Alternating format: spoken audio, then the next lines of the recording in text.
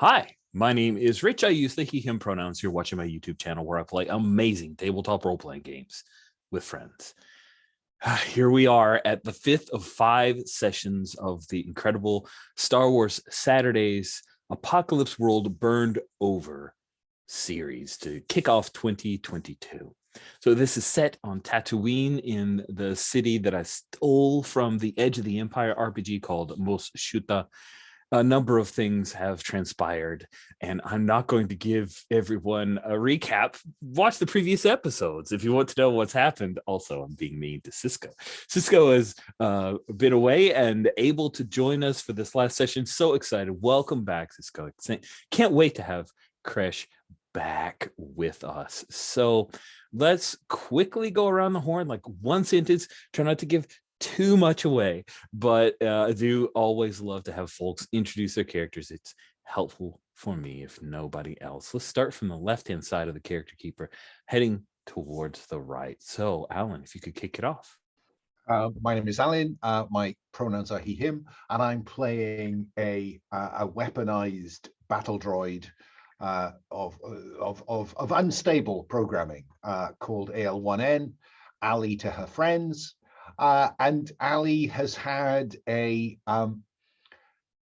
series of events that led to her first becoming aware of something that droids appear to call the other place, which may be a connection to the Force, and sees herself, I think, as someone who wants to make sure that droids live happily alongside meat people. I think I'll leave it there. There you go. Next up is Andesh. Yeah, I'm Anders, he, him. I play Core Starfell, also he, him, who is the medic. He's set up in the former leaders, bandit king, whatever you want to call him, the Hutt, who used to run the place in his palace. And he's recently lost an arm to a Wookiee. A thing that happens in Star Wars. Yeah, he's a bit trepidatious about the change in management in Mos Shuta. You're such a tease. Bethany, you're up. Please tell us, introduce yourself. Tell us about your character. Hi, I'm Bethany. It's they, them pronouns, and I am playing Sundown, who is a Twi'lek brain picker. In this case, it's just an untrained Force user who has recently discovered a kind of terrifying and dangerous, and you probably shouldn't trust her with it, new power, and is also is currently in a ship that has just crashed in the desert. So that's awesome. Indeed. I just want to intervene here. Having taken bad guidance on employment. Yes, bad guidance on employment. That deal I made in Mos Shuta was perfectly reasonable. It was good. You're good at your job. You just really should update your LinkedIn profile now. And last, but certainly not least, Cisco, introduce yourself. Tell us about your character. Hey, my name is Cisco. I use he, him pronouns. I am playing Crush, and the playbook is the no one, is someone who has a past they don't remember or the table's unsure about. And man, I'm just excited to find out what I've been missing in the last 2 sessions, because as fortune would have it, I didn't watch the last 2 sessions, so I don't know what I'm walking into. Is it fair to remind our audience that Kresh has spent that time unconscious after a significant piece of surgery? Yes, that's a good thing to bring up. The last time we saw Kresh, he was about to be operated on by Core because he had something inside of his body that turned out to be a bomb. Yeah, a Cortex bomb, indeed. That was the last that Crash remembered. We begin this session with, and I'm totally stealing from Book of Boba Fett, but that low, almost womb-like sound of the Bacta tank. I love that. It's one of my favorite like tech sound effects of the current Disney Plus TV series. Is and we get a shot of Kresh, the Zabrak with those little air aspirators. I think they're called like aspirators in his mouth, and he's asleep. Right, and there's a moment where he jerks a little bit and bubbles come up from there, and the Bacty's completely immersed, and he's in like space underoos, because that's what you do in that. You don't need clothing, and we hear this like crack, the sound of this crack, and for a moment, maybe is it the Bacta tank? And we see Kresh, and Kresh, you are on. The sound all changes, and we hear that low, persistent sound that is the backdrop of the Imperial vessel that you were on before. And we see a younger Kresh, not quite as young as that first time that Kresh had been, when Kresh was talking with Trill, the other Zabrak.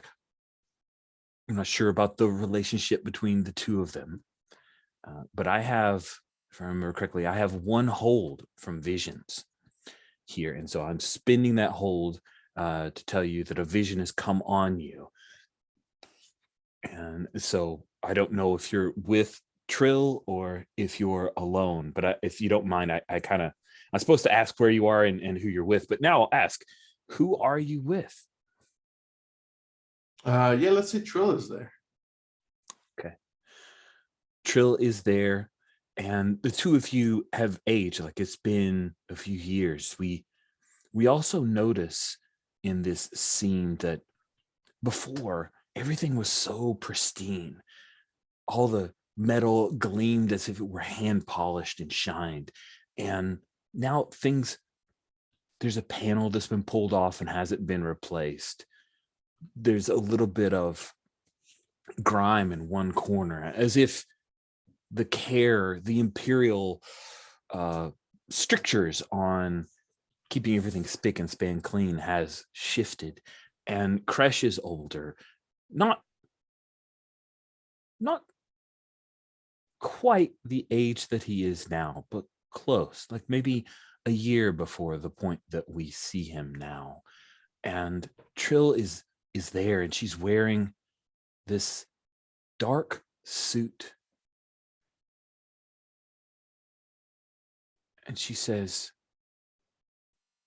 Kresh, Mother has said that she's going to kill you if you don't join us.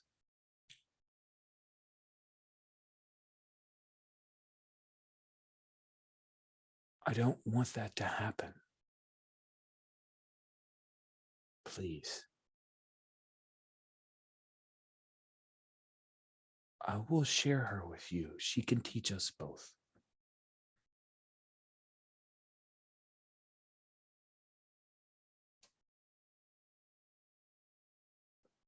And then we hear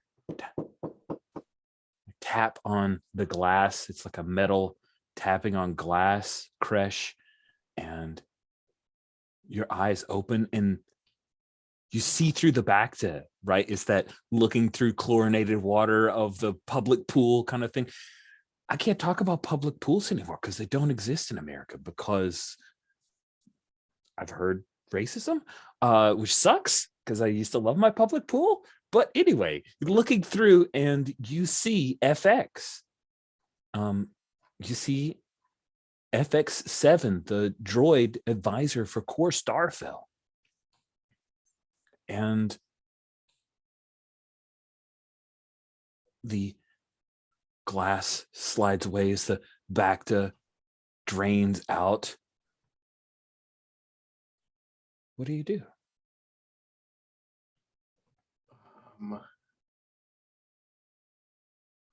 I think I get up and I ask FX7 how the operation went. Congratulations, you are perfectly healed. The cortex bomb has been removed from you. Where is it? That's when, oh, you say, where is it? That's perfect. Because that's when this little, if you take a look on the NPCs and places, you'll see this little like eyeball looking thing. It's Uh-huh. got these little spindly spider legs. It's got literal 4 of them. And it climbs up on top of FX's shoulder. And the eye part, like, zzz, zzz, zzz, and it does that little thing where, like, it's almost like a camera lens kind of focusing on you. I have been removed from you. Oh. Oh. My Hello. name is CRTX105. I'm sorry that I nearly destroyed you.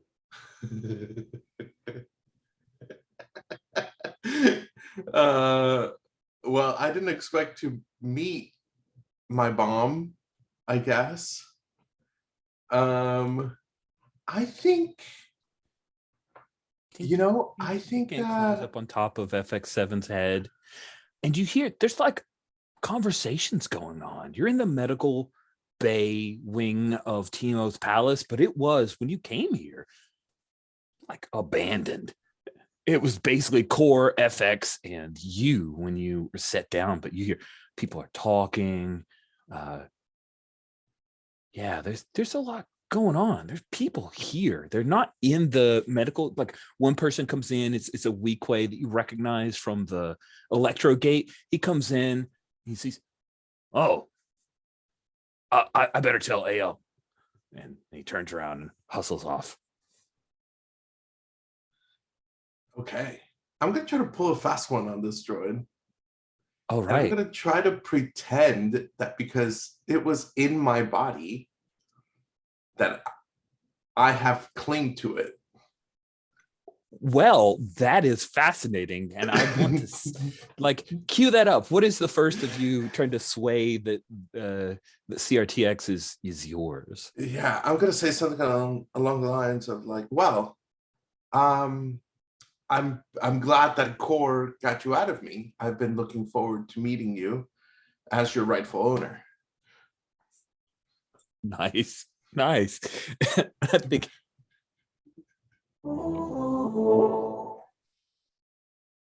let's go ahead and have you roll to sway. Okay. When you try to sway someone, roll plus cool. Do you have any other moves that you or anything? You've got a 1 in cool. Just want to make sure you're not. Are you? Yeah, it doesn't look like you. Yeah, I don't think I have anything. Let me check.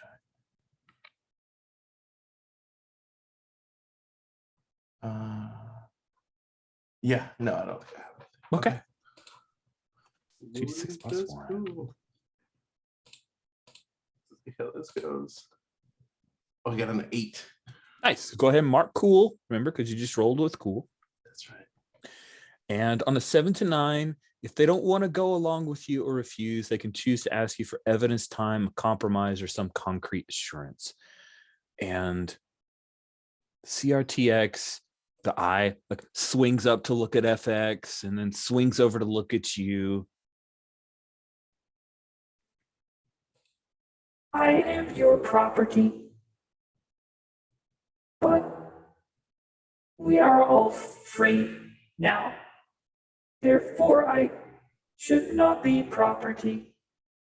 AL1N may be upset, but if that is what you wish, so be it. I'll say, okay, so maybe not property, but It comes down, and you notice that like one of FX7's arms is not there. okay. Like, before it FX, had what 6, happened? it's got 5 arms. Doesn't look It like it's does- ripped out. There's not like wires hanging out or anything. It's Oh, there's not. It's just Okay. not there. Okay. But it climbs down the little arm and it hops across and starts to climb up your leg. So who would like to come in to the medical bay? Is it AL1M because you had one of the Weequay come to tell, or Core Starfill, were you just outside and now you're coming in to check things in your clinic? I know what I want to do first, and it's not that. Okay. You good, Undish, with Core coming in? You come in and you see CRTX is like climbed up onto Kresh's shoulder, and Kresh is standing around and looking hale and healthy and quite good.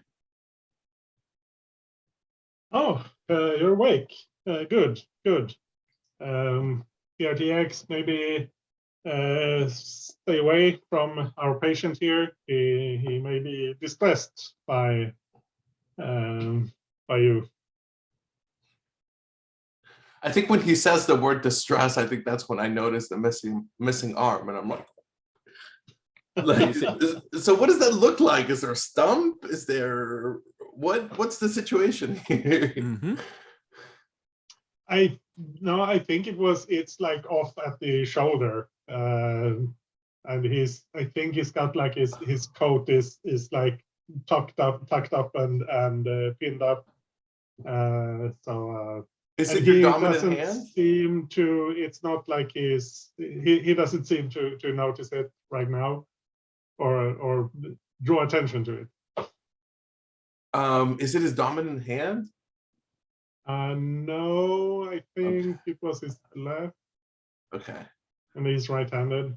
Well, that's fortunate. I think I'll prod you a little bit and ask to be like, what? Did you lose a fight to a Wookiee? What happened? Yeah. Well, lose. I think it was a draw, but he's still got his arms. And who was that person that just walked? What? How long have I been out? What has happened? How long? It's been a few weeks, right? A few weeks. Yeah, I mean, we had to remove a bomb from your brain. It's not takes a while for the body to recover. Yes, we are very fortunate you did not lose the will to live. Cortex, people don't die that way. That's so silly. And I'm gonna look to Core and be like, people don't die that way, right? Who knows? The body is strange, and the mind is even worse. But you're here now, and you're alive, and that's good. So, Core Starfell, now that Kresh has arisen from the Bacta tank, I recommend that you take my arm and implant it on you. You have time. Do we, with all these quarantine checkups and whatnot? I'm not sure. I am sure Kresh will assist me, and I will continue that while you are healing. The Bacta tank is free.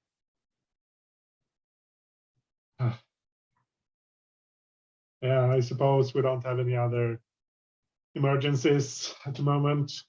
So I guess. Would Kresh know about mod shops on this planet?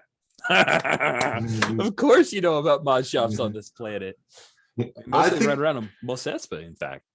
I think I'm going to tell Core about mod shops and see if that's something he'd be interested in. Ooh, fun. Look, I need a new arm because I lost the other one, but I don't. This isn't something I plan to make a habit of. Well, I'm not saying that you get a new hobby. I'm just saying. And I like move from earshot of FX, which you probably can hear me anyway. It was like, I'm sure your droid is very capable, but maybe you want someone with more experience in this area. I don't know. I'm just saying I could take you somewhere. Look, the last time you tried to take me somewhere, it didn't go so well, and fair enough. I guess it only makes sense that I assist in putting a limb on your body. So honestly, I trust FX more than I trust someone who runs this as a business.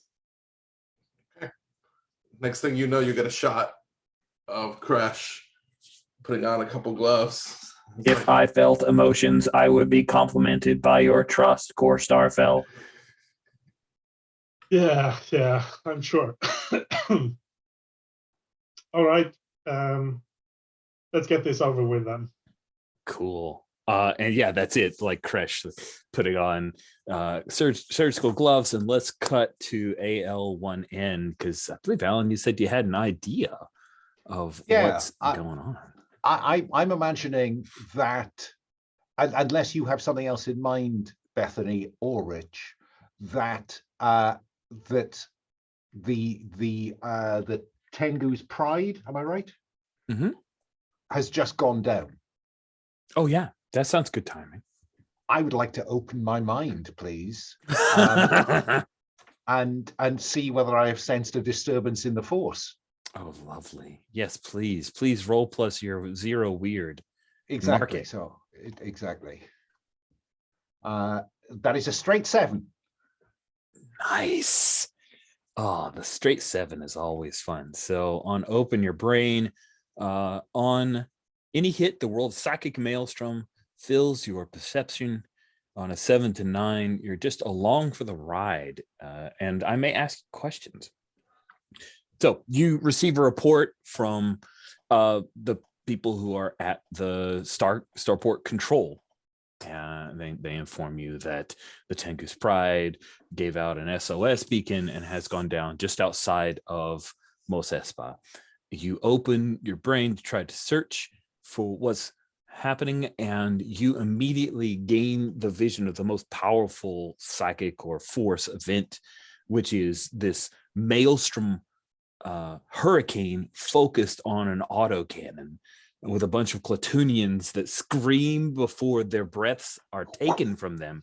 And the autocannon is like ripped up in this swirling hurricane of force and blackness. And then there's strewn broken bodies. We see one arm, because Star Wars, it's a quota I have to fill. So glad I got it in on the end there, that I was able to have a severed arm. So that is the first thing that you see, and then your vision trails across the sand, and you see the first indent from the first impact from Tengu's prize, and then you see this long kind of stretch in the sand, and we see the Tengu's prize. And the first thing you hear is not Sundown's voice, but Arvy's saying, "Not again." She kicks a panel and pulls out a scatter gun, like a shotgun, Star Wars shotgun. So yeah. So I know that that's the ship that Sundown left on. Mm-hmm. I know I owe you one, Sundown. I turn on my heel, march to Core Starfell, and say, "You do not have time for that. We must leave now. Crash, you may accompany us if you wish." AL1N is like, has guards, droids kind of hanging back like a posse. There's a protocol droid with like this blaster carbine in their arms. What has happened in the last couple of weeks? Can I suggest, Rich, that we use, just so we know what we're describing as Crash might come outside, there is my my wealth move. Let's do it. Now, for you to decide if you're holding or is secure and stable. I'm not sure it is. No, it's. I don't think it is. Okay, so on a miss, or if your holding is in crisis, all its wants are marked. So that would mean that if Kresh goes outside, he will see evidence of abandonment. There are meat people leaving Mos Shuta, I would suggest to you. Maybe a caravan heading out. Right. Yeah. There is hoarding and therefore implied hunger going on for the people staying. And I think quarantine has been broken by a mob. Yeah. I'm Yeah. very happy to go with, you said leave it on the table. That's what I think that Kresh will see as I lead him out onto the veranda from which I typically address the population. It definitely looks like AL1N is in charge here.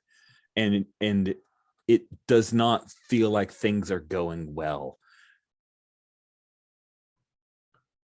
And I think as you guys are coming out and AL1, you're saying we have to go. That is when a pair of Gamorreans are dragging Sister Aurea of the Sister of the Whills. They're dragging her towards you, and the Gamorrean grunts and says, "This one broke the law, Allie." And they do this, this is how they're trained. They shove her to the ground and she falls to the ground. Looks like she's been beaten. There might even be a blaster burn on her shoulder. And she looks up at you. She's not afraid. She looks surprisingly calm. And her eyes flick to you, Kresh, for a moment. She says, "Allie, you have to let those people free. They're dying." There is a risk of broader infection. Starfell had a perfectly sound plan that these meat people do not want to follow. They must be confined. I think I need to roll with... I think I need to control my programming. I think because so. my programming is driving me in a certain direction. Yeah. So self-possessed, when one of your options activate, you can resist it. Roll plus cool, which is all of one. So let's see how that goes. That is a 7. So what the move says on a 7 to 9, you are effectively able to interrupt your machine. You must deal with it somehow instead of doing what you intended. So I think that the vibroblade that is stored as a flick knife in my arm hums out, and it's almost a reflex for it to rise and then I think the other arm, which is now not a rotating blaster cannon, but a lump of force melted metal, comes across and stops it taking her head off. Nice. And there is a moment where she realizes it's coming and gets a little afraid. Control of this situation. Yeah. Corey, you got drug along, so you're right there. What are you? Yeah, you gonna let AL1N execute her or not? No, I think I try to get between Ali and this prisoner, I guess she is now, and look at Ali and Sister Aurea. Yeah. Look, quarantine is broken. There's no point in trying to maintain this any longer. We'll just have to deal with whatever happens. That is currently a subsidiary concern. Sundown is in danger, and I owe her one. Yeah, but we must go now. You have responsibilities here. If you abandon Mos Shuta now, everything will just come crashing down. I have obligations to Sundown. Yeah, and you have other methods of dealing with those obligations than going yourself. You can send someone. Oh, that's interesting. Do you want to sway me? Yeah, I from think my so. urge. Yeah. Good call. Because we know how well Ali deals with people trying to convince her to do something different. Yeah, I'm sure she's perfectly It always goes very well for the person trying to sway. Yeah, let's roll with cool. Just let me make sure there's nothing else that plays into that. Nope. So cool. I have 1.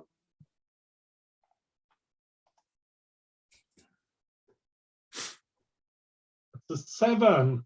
Squeaking in. Okay, on a 7 with sway someone. If they don't want to go along with you or refuse, they can ask you for evidence, time, a compromise, or some concrete assurance.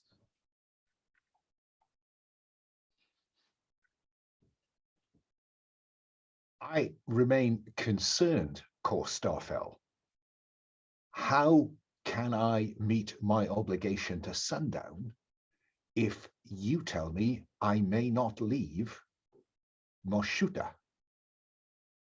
I'm not saying you can't leave, but if you do leave, then you're obligated. You will not be fulfilling your obligations to the people here. You have taken them under your protection.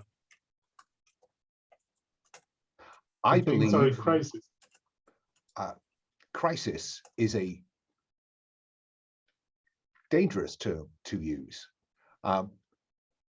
I will leave you in charge. The issues are largely related to meat people, meat beings, and their diseases. You are well equipped to deal with that.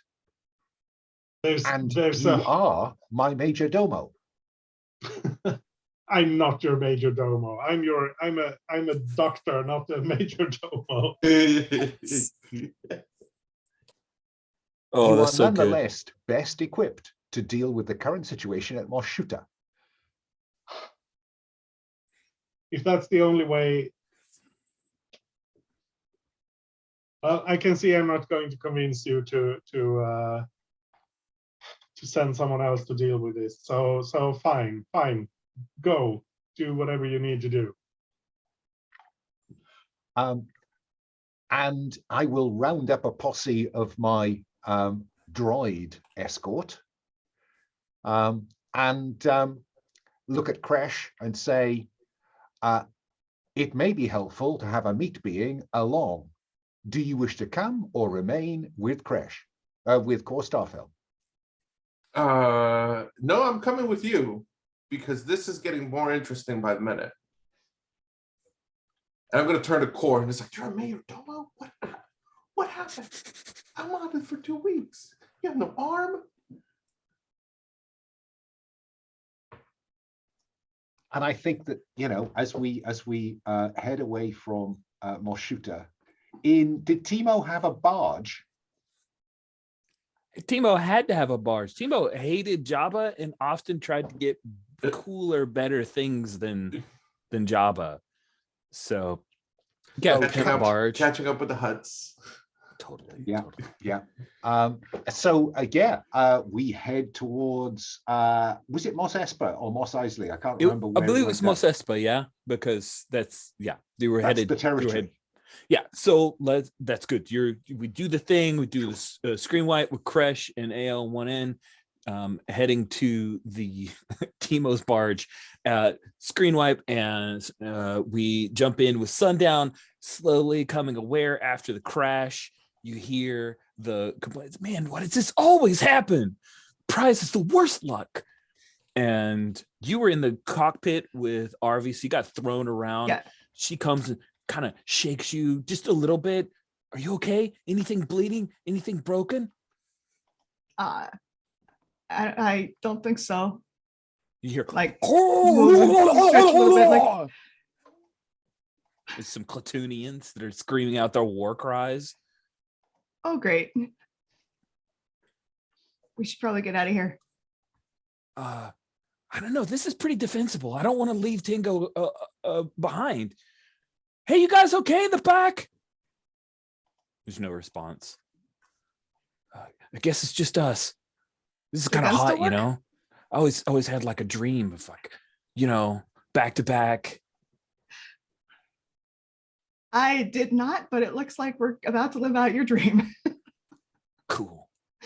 And she nods and she'll probably like draw out. If you don't have any weapons, she'll give you her blaster pistol. And there are some Clatoonians that are charging in on your position. What do you do? I would like to know if the ship's guns still work, if like they can be aimed at them. Ooh, nice. It sounds like you're trying to read a situation, maybe. Uh-huh. Let's see you do that. Roll plus. Is that sharp? It is. Okay, that's flat then.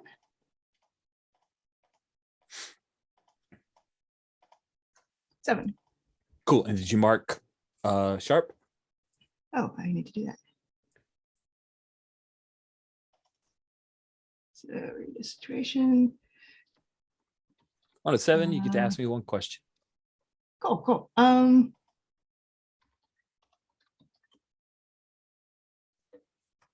mean, who or what represents the biggest opportunity for me to keep these guys from killing us? Nice. Yeah, I think since you just got the one, you were specifically looking for the weapons. You realize that the weapons are pointed straight down, but if RV can get just a little bit of a thrust to roll her over, her being Tengu's prize, you pretty sure you could get a shot and blow these guys away. Yeah, It has so to be done right away. Okay, yeah. Does it still have any power at all? Because those weapons, the ship's weapons, are a lot better than these little things. Oh, yeah. No. Okay. Hold on, if you're awake. And she goes over and flips this little, the switch covers for a thing. She goes, this is a little boost. It doesn't matter. I'll tell you the story later. It hits a button and it kind of plop and flips over to the side. You guys get thrown. She holds on to the thing and you knew to brace a little bit. So you're okay. You hear some bodies flop in the back. And then sure enough, you can bring up the targeting system if you would like to attack someone. I would they can't definitely like to exactly attack fire someone. Back, not in a way that can hurt the ship. That's the idea. Roll plus hard. Awesome. My hard is terrible. So the ship's blasters. It's not blasters, but like turbo lasers do 3 harm area. Oh, I get +1 to that roll too. So that's actually 9. Not that it matters. Okay, cool. Don't forget to mark your hard for rolling that. On a 7 to 9, choose one. You're going to inflict harm, but you get to choose one. Inflict terrible harm, seize hold of something, get them out of your way, impress, frighten, or dismay them, or pin them down.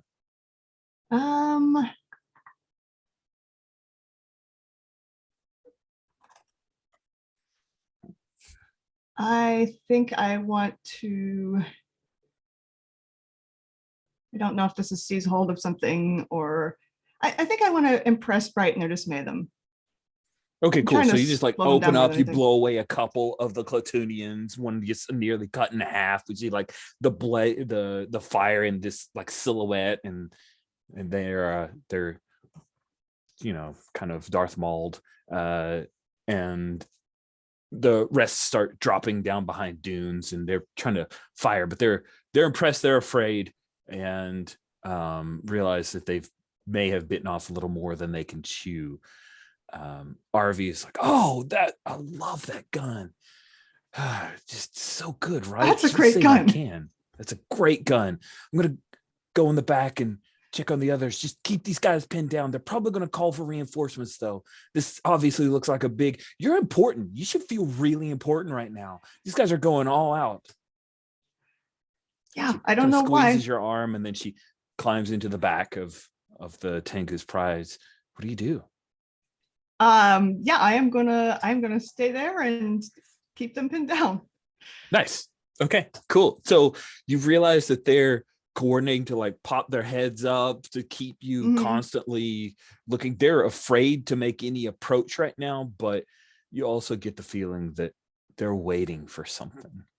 And so yeah, we'll see how that waiting game pans out in just a moment. As we cut back to Core Starfell, Core, a lot of AL1N's people have left with her to go save Sundown, leaving you with precious few.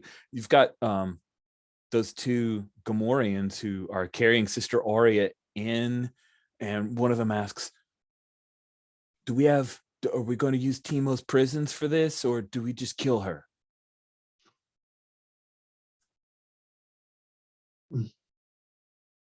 What law did she break? She tried to free the people from the warehouse, from quarantine. Your quarantine. Good quarantine. Good job, Core. Yeah, the quarantine has been breached anyway, so there's no point in it. Just let her go. We'll deal with it later.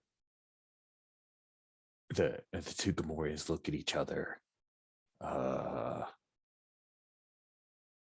Let her beat her up and let her go. Break something and let her go. Warning to others. Just let her go. I'm going to give you a +1 forward on this, but I really think you need to. Yeah, you need to make this happen. These guys are not really interested. You can confront them, or you could try to sway them, but it sounds like you're confronting here. You tell me how you want to shape this. I confront them. It is. I think Core turns on them, and now he's got that smile he has when he's very not happy. And you heard Ali left me in charge. You will do as I say, or you can get the frack out of here. Cool. Take a +1 because Ali did actually say you're the major domo, even though you said you're not. And they heard both sides of that. It does give you a +1, and you're going to roll plus hard. So you're basically rolling +1, 2d6 +1. It's aggro. Oh, you're right. Sorry. Yes. I apologize. Yes, you're rolling plus aggro, total not hard. +2, and that's a 9. Oh, much better. Sorry about that. No, my brain defaulted back to old rules, and you fixed it. Thank you. So on a 7 to 9, you've left them some wiggle room, and they can try to escape, bargain with you, pass off responsibility, or divert you instead. Yeah, I think you spoke their language, and I think the only wiggle room is that they shove her one more time, like just to show her. And one of them says, "Don't break quarantine again," even though you've said the quarantine's been broken.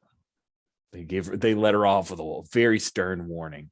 And Sister Aurea looks at the two of them, and she stands up and kind of dusts off her habit and says, "Core, I thought this time it would be better." And she turns and she kind of slides her hands into her sleeves and starts to walk back. Yeah, you guys have been down this road before. You worked for Timo. Yeah. And Core, he is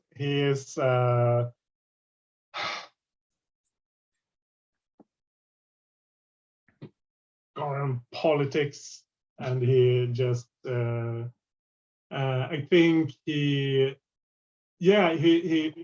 waves to the Gamorreans and says, "Come on, we got to settle things over at the warehouse and make sure no one else gets hurt."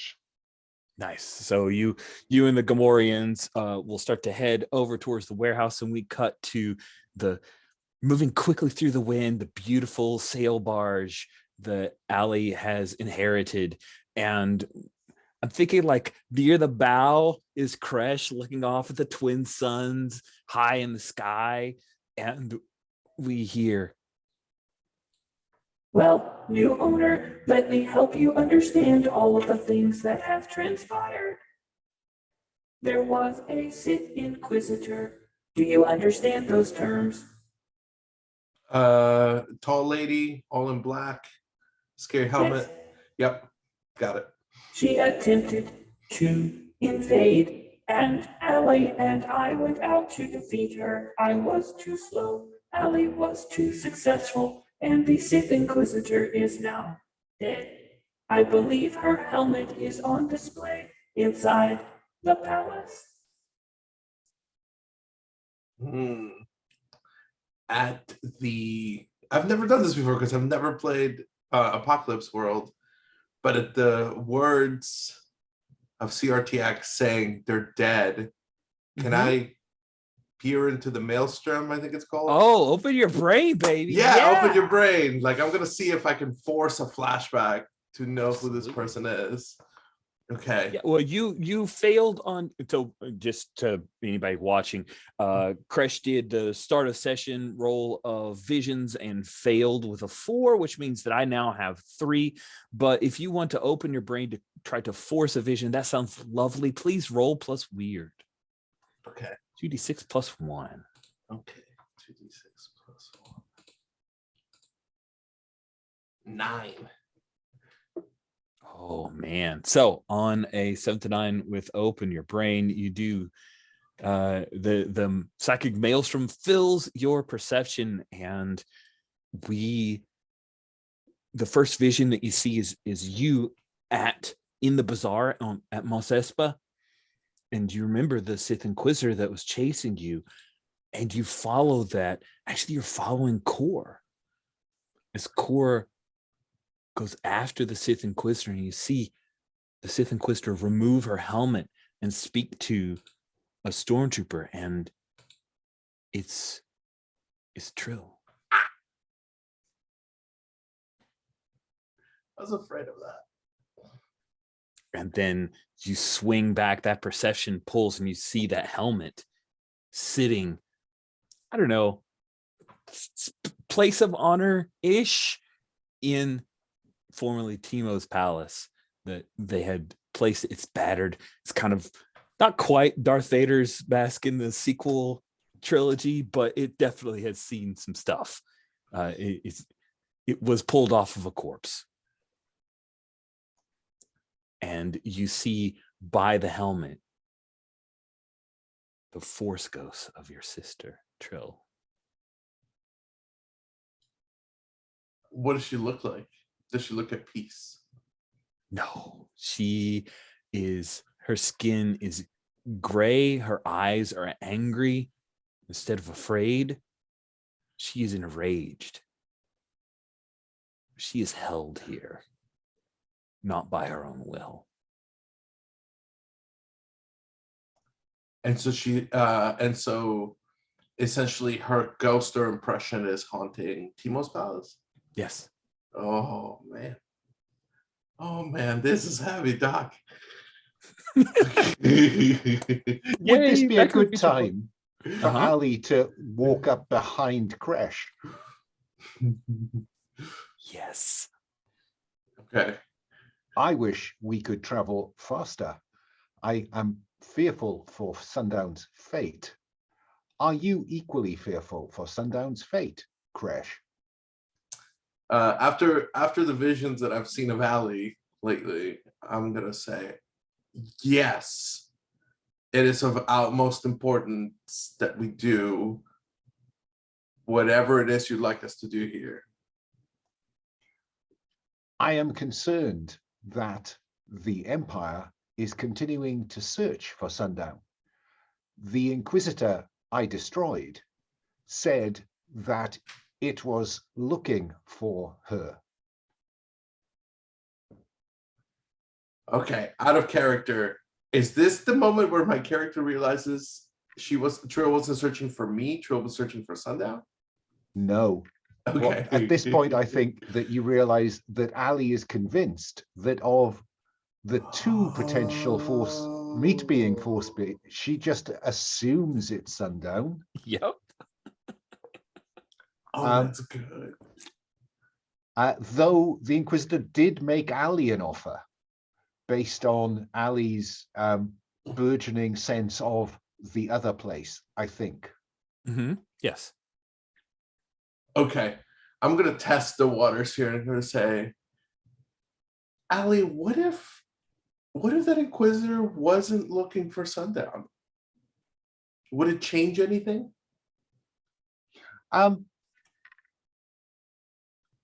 She did make me an offer that my programming chose not to take. Tell me more about that. And I think Ali will recount from her point of view the confrontation, which is that a biker gang, a swoop gang, arrives looking threatening.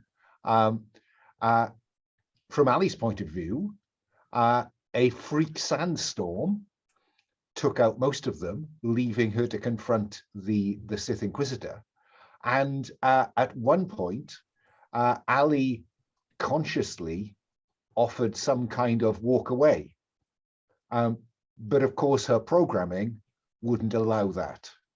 And so once the Inquisitor had kind of backed down a little bit, Ali cut her in half with a rotating blaster cannon, but not before Force Lightning, in fact, after which immediately, as a parting shot, the Inquisitor melted the rotating blaster cannon into slag, like this, with Force Lightning.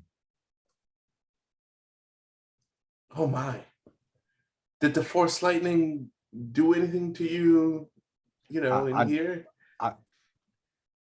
In here? Uh-huh. No, of course not. Though my programming has, when I woke up, my programming was slightly more stable. Okay. Can I roll assess a situation or the equivalent of that?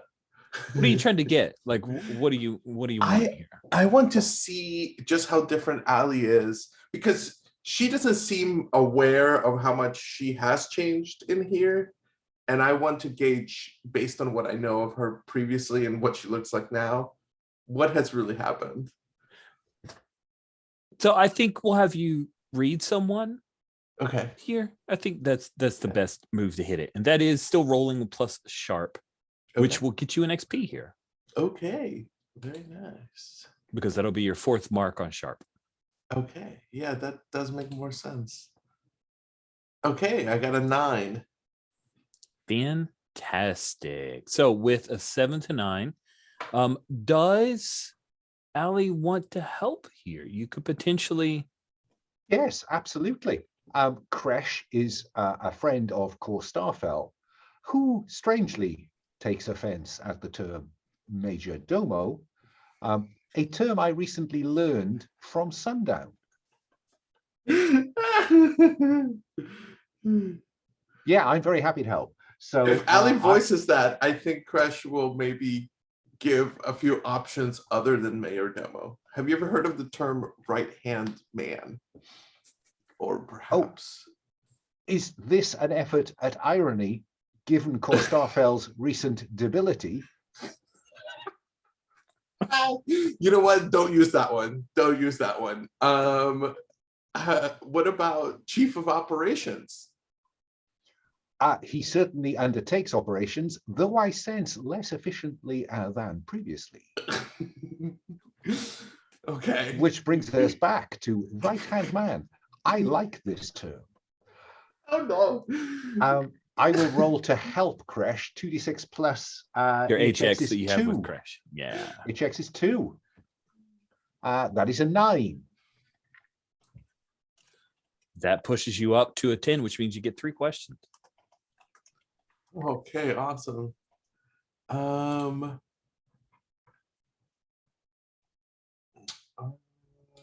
looking at the question list. Standard moves, basic moves. Okay. I only see one move on the move tab. Okay. Sorry about that, guys. Read someone. On the move tab, I'd highlighted read someone. You should be able to see it there. Yeah, sorry about that. I found That's it. okay.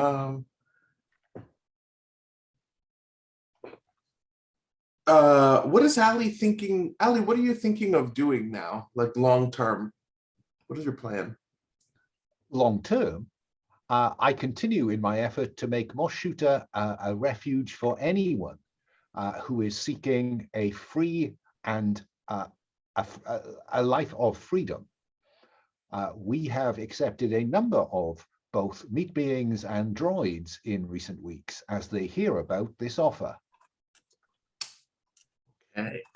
The So only how- requirement is that all droids are free. Okay. I'm gonna turn to Cortex and be like, how'd you like to be free? And Ali be will my interrupt. friend. Ali will interrupt. Cortex is already free. Okay, Cortex, how about we are friends? Is that okay? Let's see what Cortex chooses. I accept the parameters of this newly defined relationship. Wonderful. Me too. Okay. How can I get you to do? Could I reword that to like, how can I help you in your endeavors to make the city a safe place without it being so chaotic? It just seems a little crazy in the city right now. What is happening? I am not certain that Core Starfell is ideally equipped to be my major domo. Yet Sundown has recently accepted a similar post with someone called Bib Fortuna. I believe that if I help Sundown, I will not only have repaid an obligation that I owe to her, but perhaps could encourage her again to join me in the management of Moshuta. I recognize the need for a meat being near the top of the pyramid. How very perceptive of you, Ali. Okay, now I have found meat beings peculiarly unresponsive to my logical approach to the government of Moshuta. It is disappointing. It certainly is, CRTX. It is almost as though they deliberately seek to disadvantage themselves. It makes me want to blow them up just a little. We have discussed this, CRTX. Ali, you have to understand when it comes to meat beings, as you call them, what makes them sometimes be their worst enemy is also the thing that is our biggest strength. And it's hard to understand. And it takes a little while for it to click sometimes. But I encourage you to continue to be open-minded. My mind is increasingly open. I think In I'm a gonna number grumble. It's like, of yeah, I think that's what I'm afraid of. different descriptions of open. Well, I think if you continue to study meat beings, you will find that there's more to us than just conflicted emotional beings. Are you suggesting there is less to droids?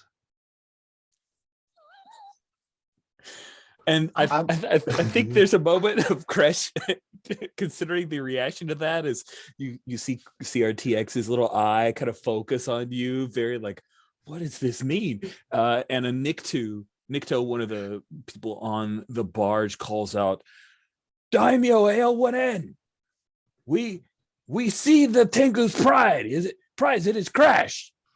You were right. We will continue this discussion later. They're I probably think all Kresh- dead. Can we go back? No. Kresh, I think you still hold one on me from that reader person. So just unless you want to do that now, Yeah, I don't want you gonna... to lose it if you've got a question you want to throw out there. Yeah, is she telling the truth? So I think I want us to, clearly this is all very subjective from Ali's point of view. So how much of this is, I want a little bit more an objective point of view of what has happened. She is absolutely telling you the truth. But I'm very happy for you to have picked up some clues from the crew of the barge and maybe other droids. But broadly, I think that's true. Okay. What a great 2 weeks it's been. Wait, so Ale went in, your barge is coming in on, you can see from your vantage point the destroyed autocannon that you saw in your vision. You see the crashed Tengu's prize. It is before, so if you know, Mos Espa is actually located kind of a lower set. It's like a valley in a way with a bunch of mesas where people live on the outcroppings. It's before you reach those mesa villages where the Tengu's prize was brought down, and you see that there are some Klatooinians who are hiding behind dunes and occasionally firing on the Tengu's prize. And you see Tengu's prize that it's on its side, and the belly turret is firing occasionally to keep them pinned, but it looks like a little bit of a stalemate right now. However, it looks like a stalemate between these two groups. However, from your point of view, Kresh and Aelwyn, you see that there is also not, like, it reminds you a little bit of Core Starfell's ambulance in that it is definitely like an armored speeder truck that is making its way from Mos Espa post haste, and it has a number of weapons on it. I think I need to read the situation then. Sure. Which is roll plus sharp, which is not my strong point. So that's a straight 7. Okay. Well, roll plus sharp. You get to, if I remember correctly, hold Ask one. Yeah. Read a sitch. Who or what poses the biggest threat? Can I phrase this as rescuing Sundown? Can we take out the attackers on Sundown before that truck arrives, or do we need to stop that truck arriving? Is where I'm going with it. That's a great question. So the barge itself, like, I'm imagining that it actually has not only the beautiful, huge Hutt barge look to it, but it also has a number of like dope speakers along the bottom, so it could play this heavy bass kind of music that is really popular at the mod shop. Because now we have techno in Star Wars. Thank you, Book of Boba Fett, for anything. You've now allowed me to play techno in Star Wars, so I'm into it. But she's slow. The idea of you being able to get there before that ship, probably not doable from the barge. The barge could have maybe Kresh's crap speeder bike, if I remember correctly. Kresh has a thing, so you could potentially, if you're willing to get out of the sail barge, beat that ship to the Tengu's Pride, or a ship, I mean, the personnel carrier. Okay. I will shout to my gang of droids, deploy to protect the Tengu's Pride. And I look at Kresh and say, you are not bound to accompany me. But I leap from the barge and race towards them. Oh, that's right. You got your my supernatural. Impossible inhuman strength. Oh, that's awesome. That is awesome. I think I'll jump on my bike and follow the group of bikers that are leaving the barge. Is it the sort of thing where like a ramp falls from the back? Yeah. And all these. Yeah. Awesome. Yeah. I quickly leap on mine and follow them. Oh, it's super heroic. And I think there's a moment as Kresh, you see AL1 in take off and you realize, oh, I got to go too. Is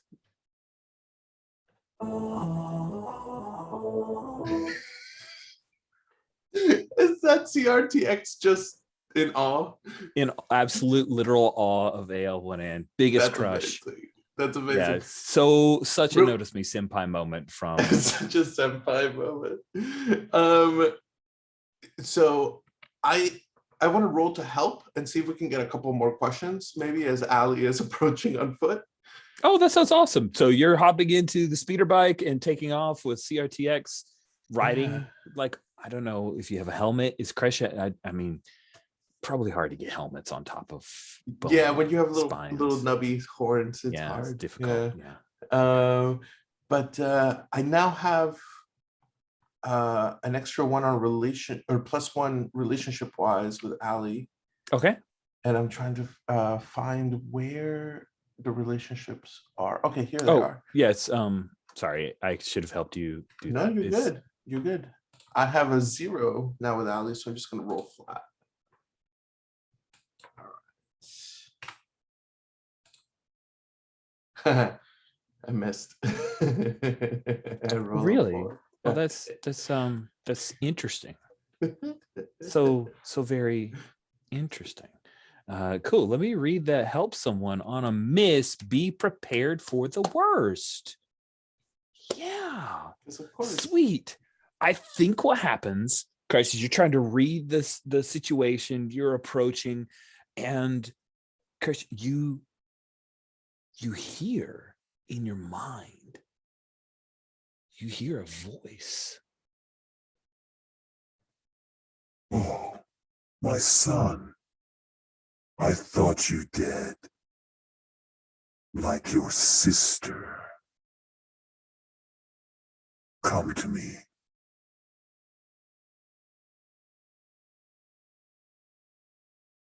What do you do?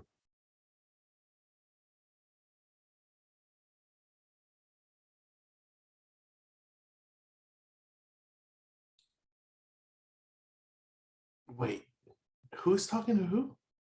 You hear a voice in your mind. I hear a voice. Oh, I thought that was In Ali. your mind. You hear a voice in your mind saying, "My son, I thought you dead like your sister. Come to me." Oh my gosh. I think this is the moment where like I get so in my head. Maybe I crash my bike. Oh, that's awesome. Yeah, I think I go off doing like a ramp and I take a really bad spill. I think we are supposed to stay upright. Oh my.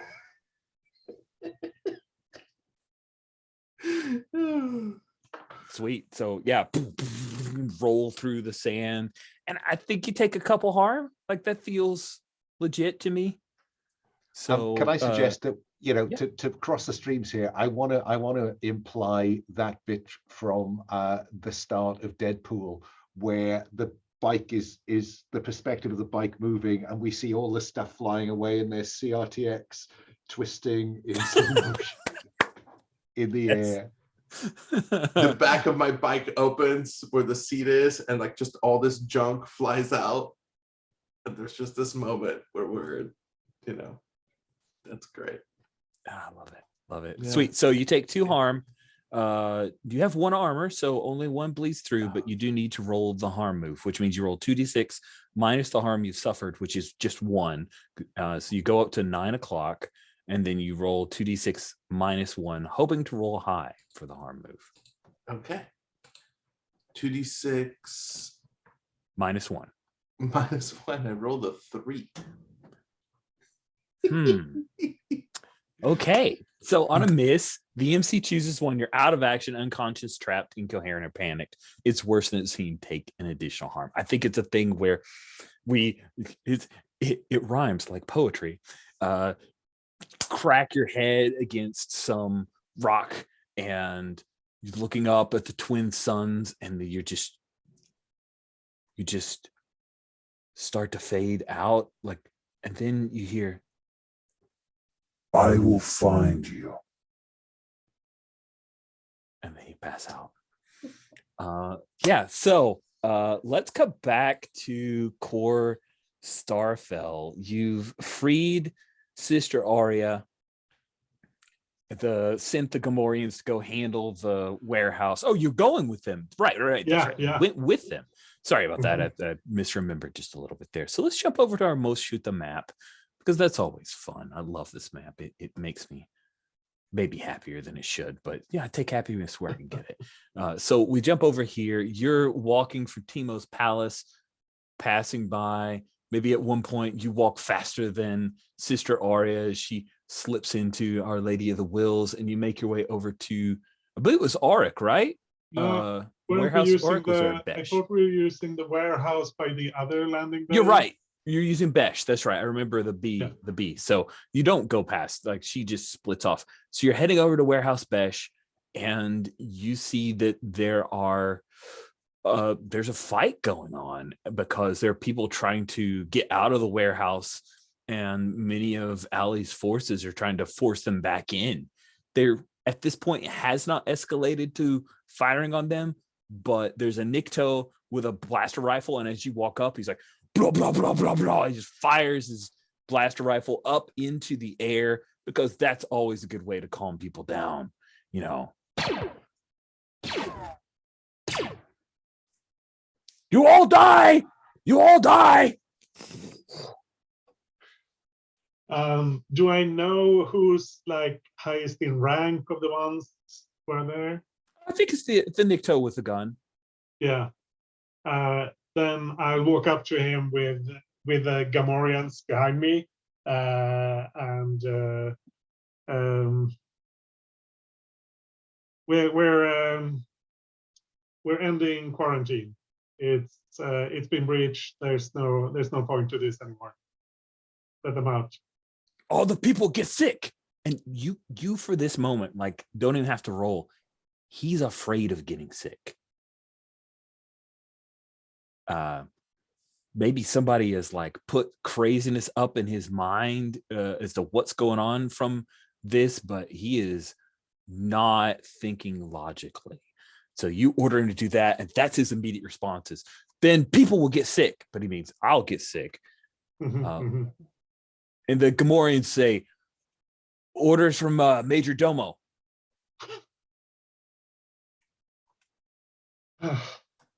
Alice put me in charge while or AL1N has put me in charge while she's off handling another matter, and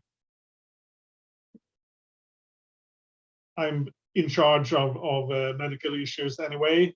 And I said, I'm telling you, we're going to end the quarantine, because if anyone's going to get sick, they will get sick whether we have the quarantine or not. That's great. I think you're confronting, right? Does this feel like a Yeah. confront again? Yeah, let's Yeah. do it. Roll plus aggro. You're dropping in her name, so I think that you get your +1 again. Okay. Let's see how long that works. That's a 12. Oh man. Wow. Goodness. Apparently.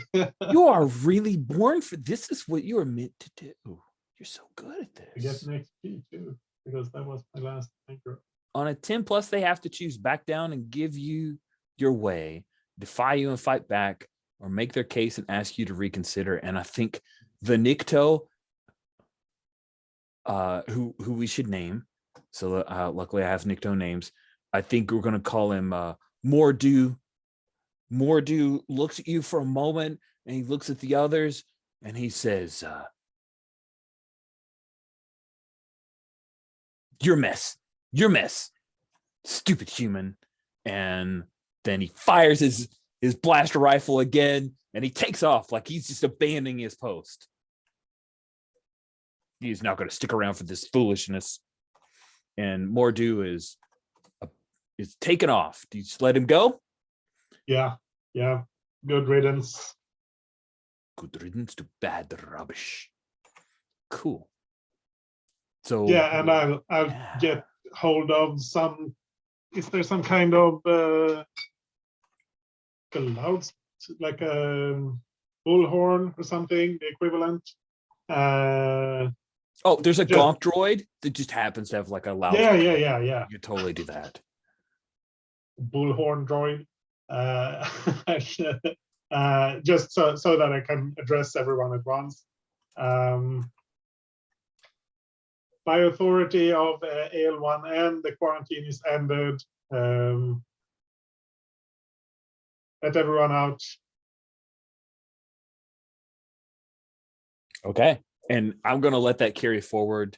I'm not going to make you confront an entire crowd, because the Nikto basically like walked away, and he's got cousins here, like they're taking off too. They're just like walking away from this, and people kind of peer their head out of the piece of panels in the warehouse that have been pried open, and the few people who've been maybe hit a couple times to try to force them to go back, they start to stand up, and they're going to come over to you, and you see among them that there are a couple showing some symptoms of the disease, and they I'll look so try to, thankful. What do you? anyone who's injured enough that they need immediate care, and anyone who's showing symptom, I want to bring to the palace to take care of it. Okay, cool. Well, prioritizing that, there are people, oh, we're freed. You're going to help cure us of this. Great. And they're going to just make a line. And I guess you just let the rest of the city take care of itself. Yeah. Yeah, it's a city. They know what to do. Sell goods, buy goods, do stuff. That's fine. Yeah. Cool. I think that's where we'll take our mid-game break.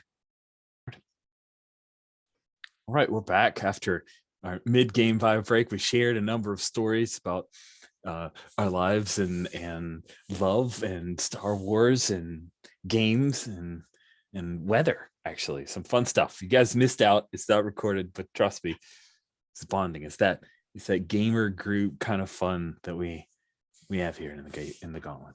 So we will pick up with Sundown. You realize at this point that the Clatoonians who have been trying to keep you pinned, that they have called for reinforcements. Like at this point, they're pulling back. They're not putting themselves at any kind of risk whatsoever. RV has gone into the back of Tengu's prize to check on the two you had with you. Zerk has finally woken up, but Grabble, the Weequay, the female Weequay, she's out of it. She's taken some kind of head injury. She's looking rough.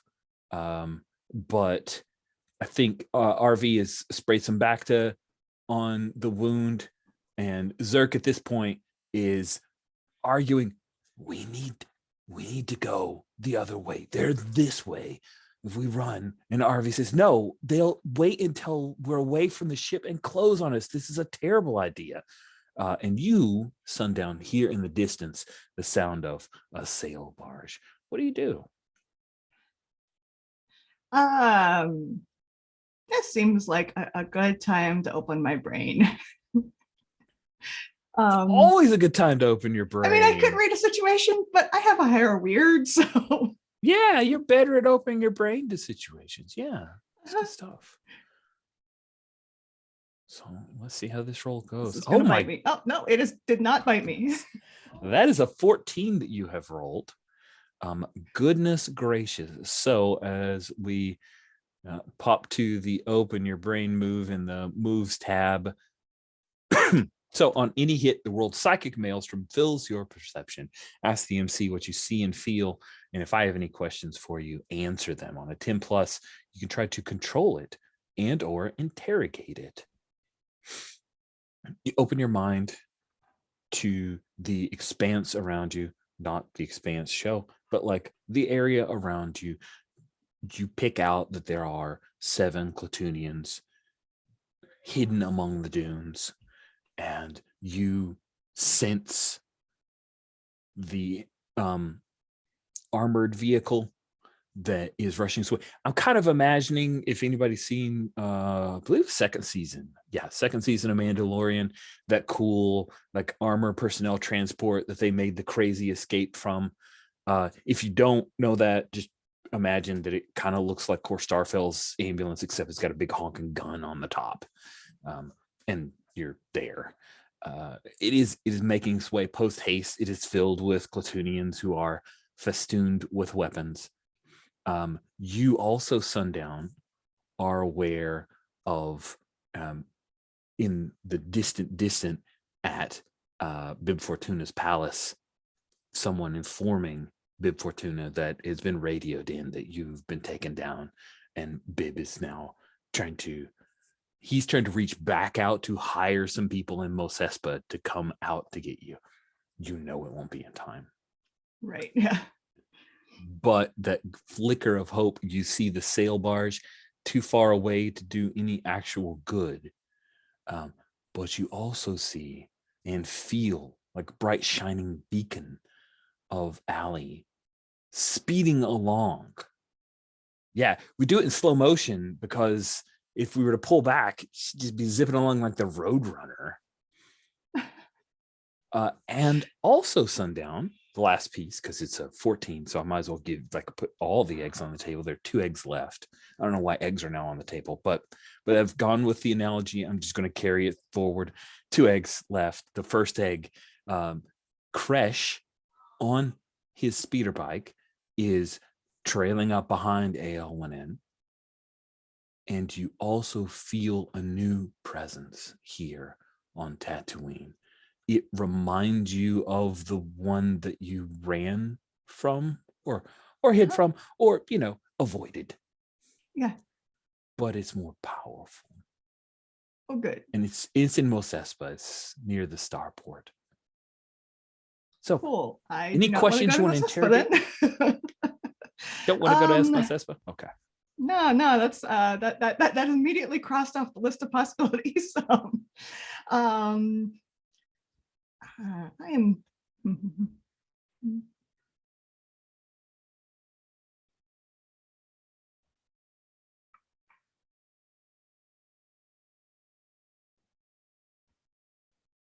Yeah, I mean, obviously, the most immediate thing to do would be to stop or slow down this armored vehicle somehow. Trying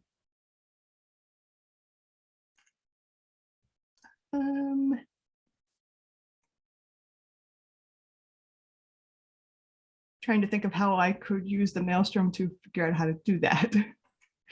Sure. Can I maybe affect someone's mind from here, the person piloting that armored vehicle? Oh, that's interesting. Let's take a look at the move. That might be too specific. I don't know. I think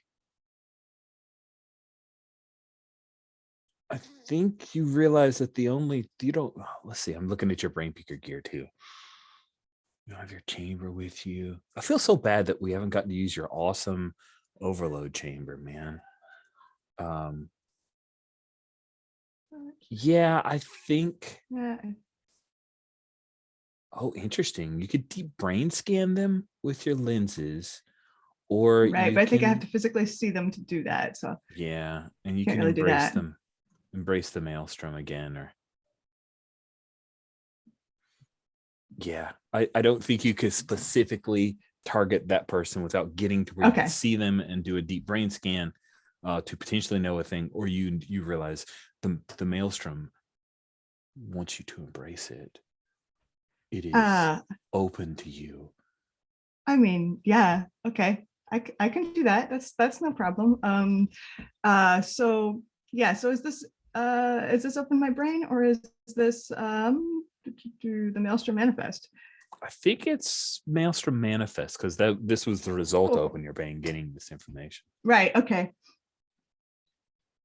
So yeah, it is a destructive physical force that I'm aiming in the general direction of this armored personnel carrier. Nice. So let's say with all this going on, you're pulling it off. It's really about, do you aim it in the general direction that you most want? So let's have you act under fire for that. Okay.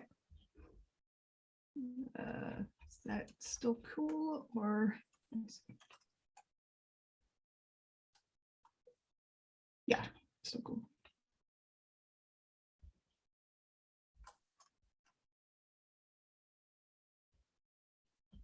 Oh, yeah. 9. Oh, I guess I should put these. Sweet. Oh, don't forget to mark you rolled plus cool. So don't forget to mark your cool. You did. Excellent. So I think what happens is Is there any way Ali can help? Oh, yes, please ask that. Because I'm hoping that maybe they are also picking up a very fast mover on their sensors, and might be just distracted when this storm hits. What do you think?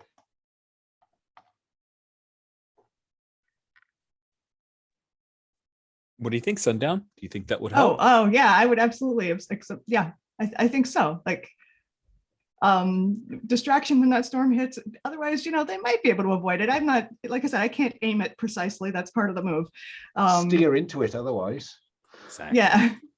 All right, then if you do that, which it sounds like you're already doing that, you're going to go ahead and roll plus HX that you have with Sundown. So that is 7 plus 3 is a 10. Ooh, Nice. two things will happen. Yeah. Go tell me.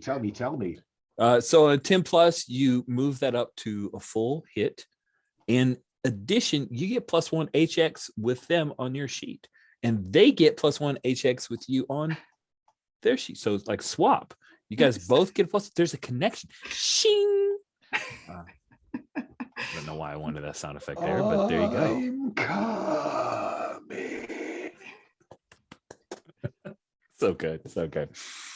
So yes, Sundown, you're able to pull it into an area, and then AL1N, there's a sun, the twin suns gleam off of you, and there's a moment where the guy driving the ship, the Clatoonian, they're growling. The Clatoonians are all excited. We're here, and then there's a moment, and then boom, he's going right into the psychic maelstrom. It's one environment. It is true fairy anime. It goes right into the maelstrom manifest. Let's cut to Crash. You were zipping along behind AL1N. Maybe you can catch her, and you see this cyclone whip out of nowhere. It like draws a bunch of sand in, swirls around, and then the APC, for lack of a better term, the truck goes right into it. What are you doing, Crash? You know there are Clatoonians over at the dunes as well who could take a pot shot at you, possibly. And then there is the ship that's crashed. So what are you doing, Crash? Oh man, am I in danger of the storm picking me up? Oh, if you fail, that is definitely something that's going to happen. Like if you want to do a thing that does not involve stop right here, there's a possibility of that happening. Yeah. Okay. Can I see the way that Allie is headed? Yeah. I don't think see her Allie dust cloud is behind. Yeah, I don't think. Yes, the Roadrunner dust cloud gives you a definite trajectory. It's not like she's super like twisting around and going places. Okay. I think I'm gonna get on my bike, make sure that I have CRTX with me, maybe pick it up off the sand, dust it off, and hold it like a football, and get on my bike, and I'm gonna try to avoid the tornado of sand and try to follow Allie. So, what would I roll for that? I think it is an act under fire, or it could be. Ooh, let's try something challenging. That's fun, right? Are you good with that? Yeah, man, let's go. Oh, sweet. So there are two moves that are relatively. One's new, and that's why I'm so excited and geared up to try it out, which is try something challenging. Acting under fire, that also could work. Trying something challenging is when you try something challenging, a physical action that might be beyond you, requiring strength, skill, dexterity, endurance, balance, or quick reflexes. Acting under fire is when you act under fire, dig into a doer fire, and the fire would be the Maelstrom manifest, which feels more fair, Cisco, for Crush to hit here. Oh, which was the new one that you haven't tried? Try something challenging? Yeah, try something challenging. Well, that one gives me the higher chance to fail. So, of course, we have to do that. All right. Go ahead and roll plus aggro, which for you is flat. Which is 0. All right. Here we go. 7. Bravery wins out. Fantastic. So on a 7, on a 10 plus, you can do it. On a 7 to 9, you can do it, but ask the MC what it will cost you and decide for yourself if you want to go through with it. It's gonna cost me. Yeah, and you're trying to follow AL1N. I think you get a choice here. You can follow AL1N, but you're either going to be dangerously low on fuel from kicking in your afterburners, or you lose CRTX at one point. That is what you get to choose from for your costs, or you can just bail, like back off and not lose anything and have all your fuel, all that good stuff. I want to up the stakes and say that I lose the bike. and we have a moment where maybe I'm like holding on to CRTX and I'm holding on to the bike, and I literally have to make a choice on screen, and I think it's gonna be losing the bike. Oh, wicked. Yeah. The cyclone, you start to enter it and you're trying to cut around it, and it pulls one of the actual panels off of the front of the speeder bike, and you realize that she's gonna go. Maybe you could hold on to it, but it's not worth it. And then bam, you bail. And I think CRTX is looking at me with its eye, and Yeah. maybe even says something poignant about like about the new parameters of our relationship and what friendship means. And that's when I decide to let go of the bike and hold on to the droid. When I thought we would die together, this is not how I expected it to happen, my friend. That is perfect. That's when I let go of the bike. You like go to the bike, CRTX can't go by himself. totally like Fury Road moment of the vehicle getting pulled up into the cyclone. It breaks apart into like 6 pieces immediately, and you roll away, the sand pulling. It's a moment where you have to kind of scramble away. And AL1N, what is it that you're doing? I think my objective here is to take out the Clatoonians that were on the ground, because they seem to be the immediate threat to Sundown, and so I imagine landing in the middle of them and setting about me. But I have just, with that rolling over of HX, just earned another move, and I know somewhere in here there is one that allows me to kind of operate at a kind of scale, and I cannot find where it is.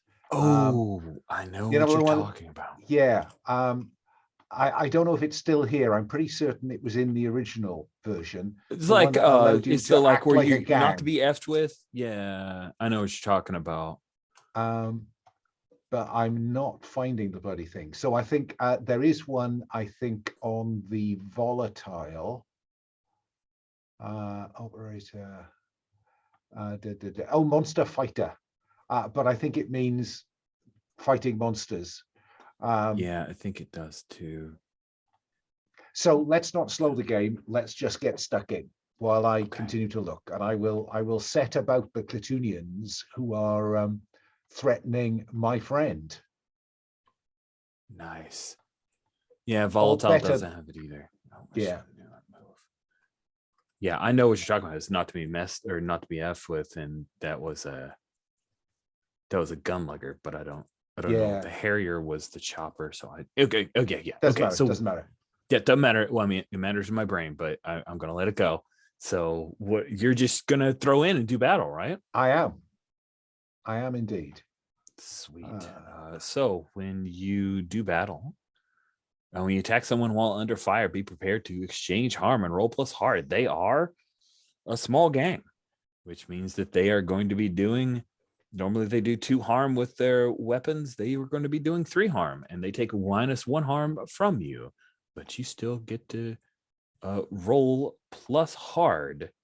Okay, so that is +2 for me. So let's have our fingers crossed. Good luck. That is not a good start. That is 5 + 2 gets me to 7. It does. It gets you to 7. So on a 7 to 9, you hit act under fire and attack them with a 7 to 9. So act under fire just means you guys are going to swap some harm. Attacking someone with a 7 to 9, you get to choose one. Inflict terrible harm, seize hold of something, get them out of your way, impress, frighten, or dismay, or pin them down. Okay, I think would impress, frighten, or dismay them make them run away? Yes. Then I will impress, frighten, or dismay them. Okay. With as the vibro blade hums through the air. Oh yeah, I really need to get sound effect for a vibra blade. We've heard it a couple times on Mandalorian. So yeah, you slice through a couple of the Clatoonians, whoa, and one of them will fire at you. And with a couple of them firing, you are going to take 3 harm, but you have some armor, if I remember correctly, at least I one do. armor. So I'll take one. I'll take 2 harm, which takes me around to 6 o'clock. Okay, go ahead and roll the harm move as they are taking off. I'm sorry, I'm involving the Clatoonian sound effects. They even though my version is bad in my head, I'm like summoning it up and it makes me happy. Oh my! So that is 5 minus 2 is 3. Yeah, and so that's a miss. I think it's worse than it seemed. I think they clipped, and yeah, I think that you take one more. Ooh, I don't know. This is not officially in the harm thing. It just says plus 1 more harm, but maybe it's a programming type thing, possibly. Does that feel fair? As a I'm going to miss? have to roll to control my programming, not to chase them into the I think sands so. anyway. I think so. Yeah, let's see how that goes. So not extra harm, but or extra harm. I lost track. Not extra harm, but the programming wants you cannot be mollified. You must destroy Indeed. them. Self-possessed. Let me roll 2d6 plus cool. 2d6 plus 1 is a 4. Okay. The eyes go red. Yep. Eyes are red. And I That is- pursue them. Yep. And I've decided on the move. I'm going to take a one of the because the weaponize is no longer my playbook, so I'm going to take a move from another playbook, an unused playbook, which is the Lazarus device. What is the Lazarus device? But when your life becomes untenable, I'm just looking ahead. Add an Oh, are you? option to your Okay. machine and return to play with plus 1 harm. That is insane. I love it. I love it so very much. Sweet. So the Lazarus device, that is great. They take off though. Like you're running after them, Allie. Oh, And- indeed. Yeah. And I can outpace them with ease. So we cut to sundown. You've pulled in that maelstrom. Your brain is open to your surroundings, and you see that the cyclone has taken care of that vehicle. But then you saw it suck up Kresh's speeder bike, and he jumped down. He's climbing away, but it's tenuous. What do you do, Sundown? Okay, so it's tenuous because what's threatening him at the moment? Oh, the cyclone's still there, right? Okay, And it's okay. kind of pulling things in as sand gets pulled into the cyclone. The maelstrom manifests itself as, yeah. Okay, You realize, okay, Sundown, this is a freebie. You realize that like it has more fuel than you put in it. okay, I mean- great, awesome. That's not a problem at all. Okay. Oh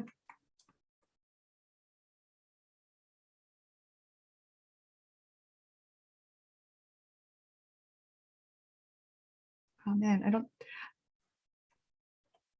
How reasonable is it for me to have the psychic overload chamber? Sure. I did say it was portable. Yeah, I again, I was feeling bad that we never got to see that things, and this is the last session, so unless someone has yeah, a this is a logical good reason, chance to see it in it's there. action. It's there. It's I think I described it as like almost like a beekeeper's net that you pull in. Yeah. So like it's not a big heavy thing. It wouldn't take much trouble to have it. Okay, cool. Because I would like to use augury.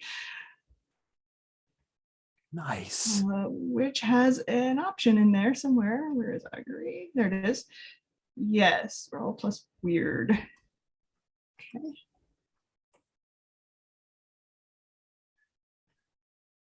Oh, hey, I'm not gonna argue with that. That's 12.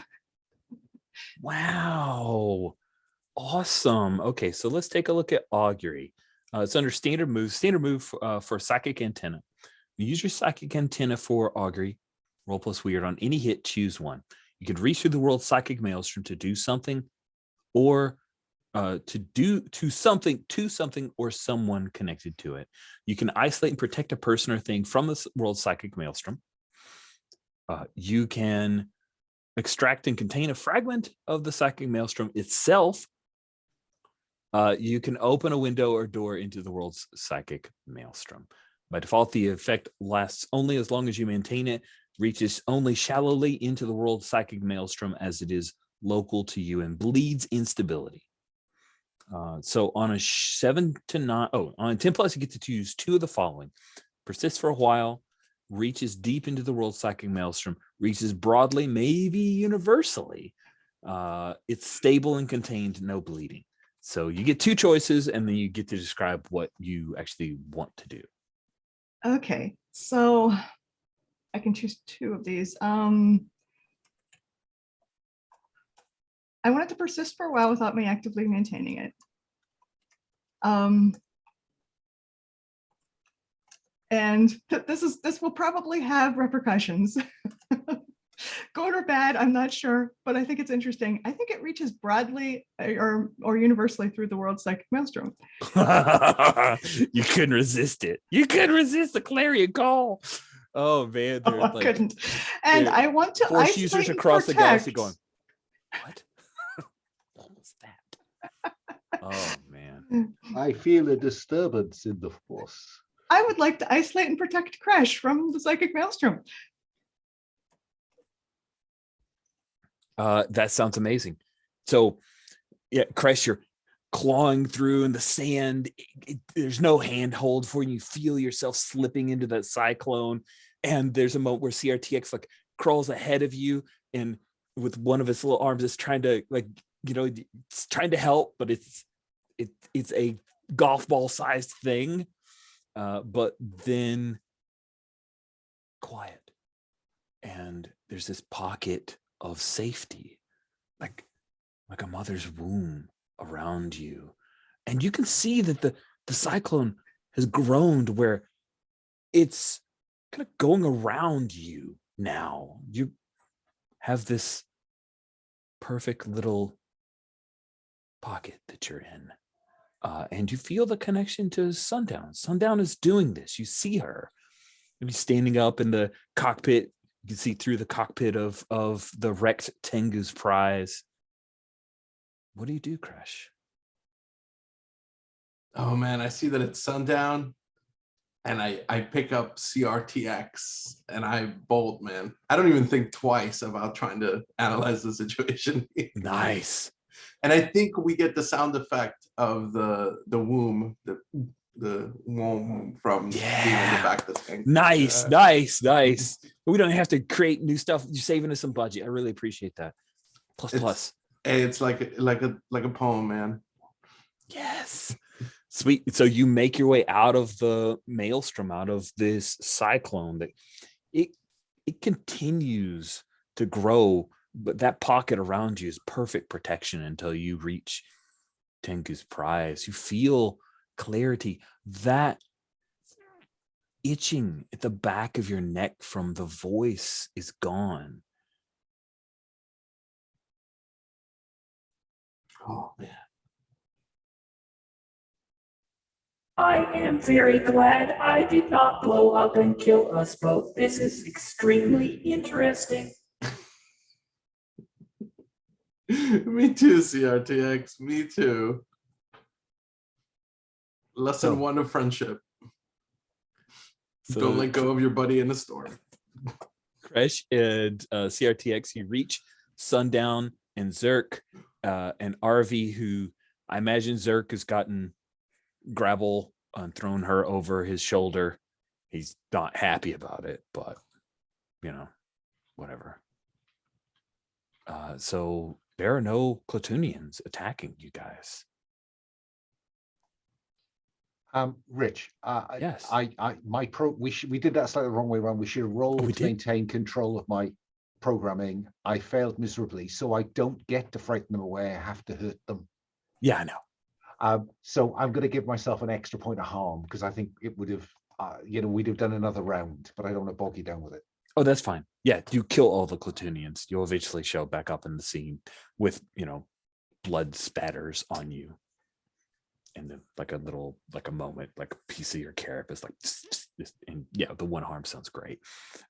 Cool. So at the foothills ish, the slight outside of Mos Espa, the three of you meet up. I've got three PCs in the same scene. It's amazing. It feels so good. If only Core Starfell were among us. Which reminds me, as Aelwyn is stalking back towards the group, we cut over to Core Starfell. Core, you've got a bunch of the folks, maybe everybody that has this weird disease here.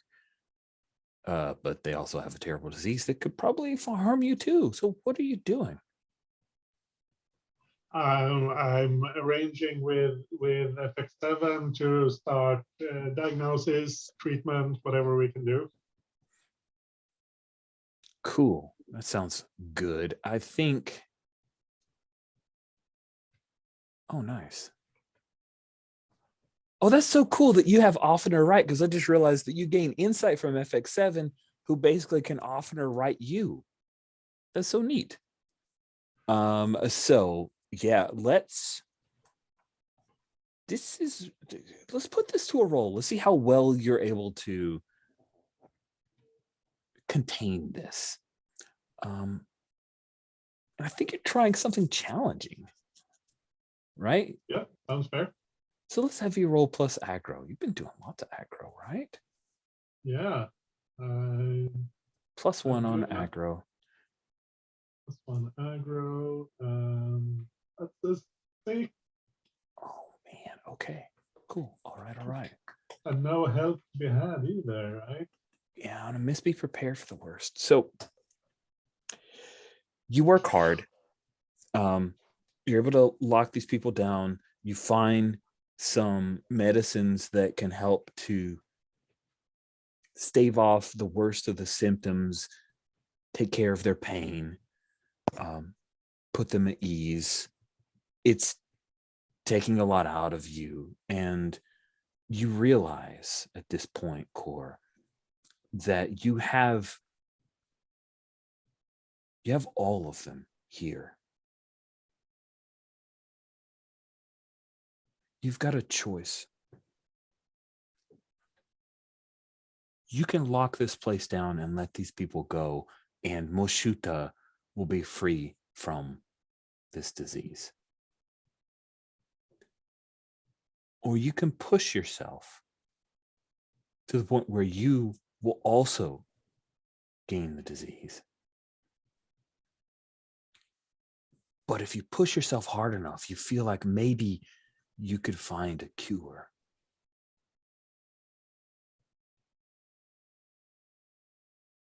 I thought you said there was a choice there. I'm going Oh, to push it's totally a myself, of choice. course. You could just let them go, which means that the disease is done with, or you could potentially take it on yourself, and there's just a chance, like it's another move you'd have to engage to do that. Yeah, I'm obviously going, or obviously, I'm definitely going to look for a cure. Okay.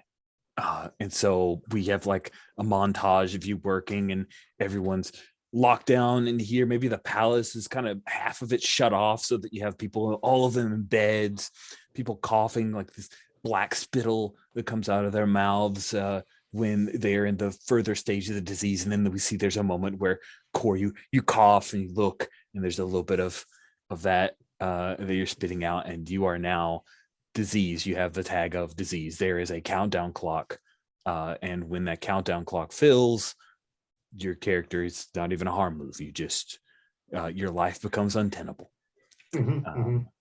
And I think that what we're going to do is that you realize that this disease from your study, that it is something to do with the force, the psychic maelstrom. There is an illness, a sickness in Tatooine itself that somehow has come manifest in these people. And you realize that the way forward is that you need to set up some kind of psychic antenna. And this is probably beyond you.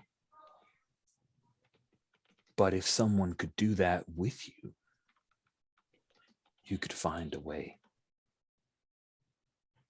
Oh, hold on, I'm checking my safety and roller tab. That is an ask first. Yeah, I just put it in chat. No, it's good. It's good. It's not a serious. That was suggestion. playful. That was playful. I got you. Yeah, I know. You know me. You know what I always put on my safety and roller tab with the M word, M counts. So, yeah, Corey, you come to that realization. You're affected by this. What is it that you want to do? Yeah, I think I'd have to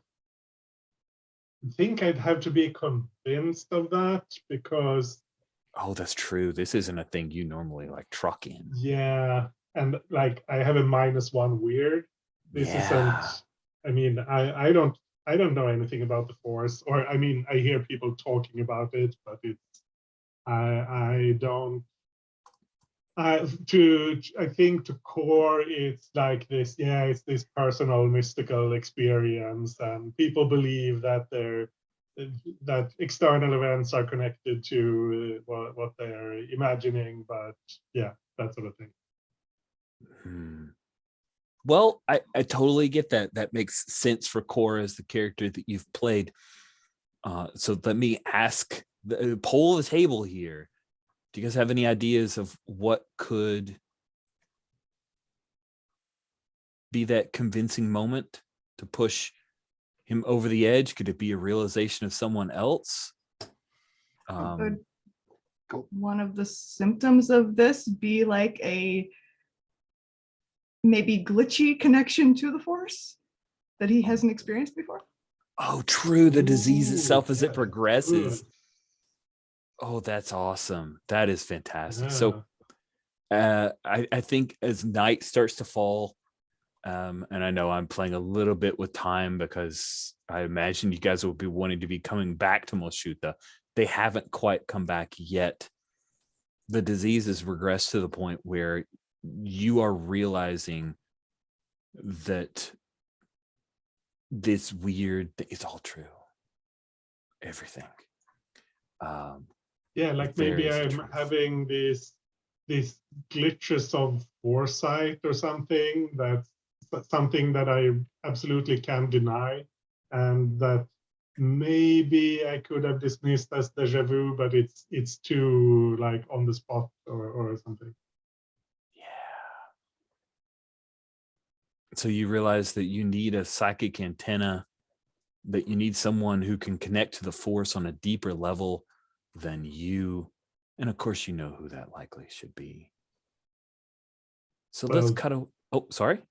Right now, it could be any one of the others, but You're not wrong. You know your top two candidates. Let's say that. yeah. So who is the two do you reach out to for this help? I mean, Sundown is the one I know who has like a controlled connection to the Force, who has been able to like manifest Force abilities in a constrained and controlled manner. On the other hand, Ali is immune to the disease, so she'd be safer.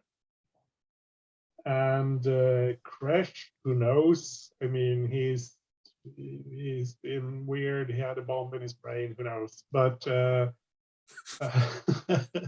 I think. I mean, I assume I can have some sort of comms connection. Absolutely. With the others. Yeah, I was just trying to figure out who's going to get the comms call. So yeah, absolutely. Yeah. I think it has to be Sundown, because Ali is great in a lot of ways, but this whole meat beings thing, I'm worried that she will misunderstand something and it will go wrong. So let's snap back to just on the outskirts of Mos Espa, as Ali the blood spattered alley. The just avoided getting sucked into a manifestation of the maelstrom crash, and sundown. The three of you meet. What do you do?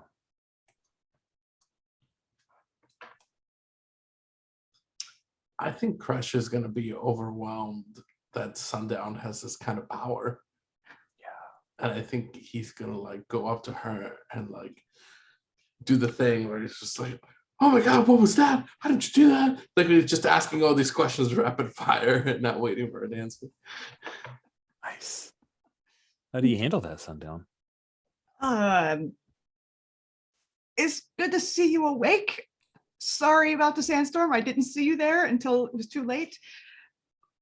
Sorry about your bike. I hope you're okay. We have a little problem here, but less of one, thanks to Ali.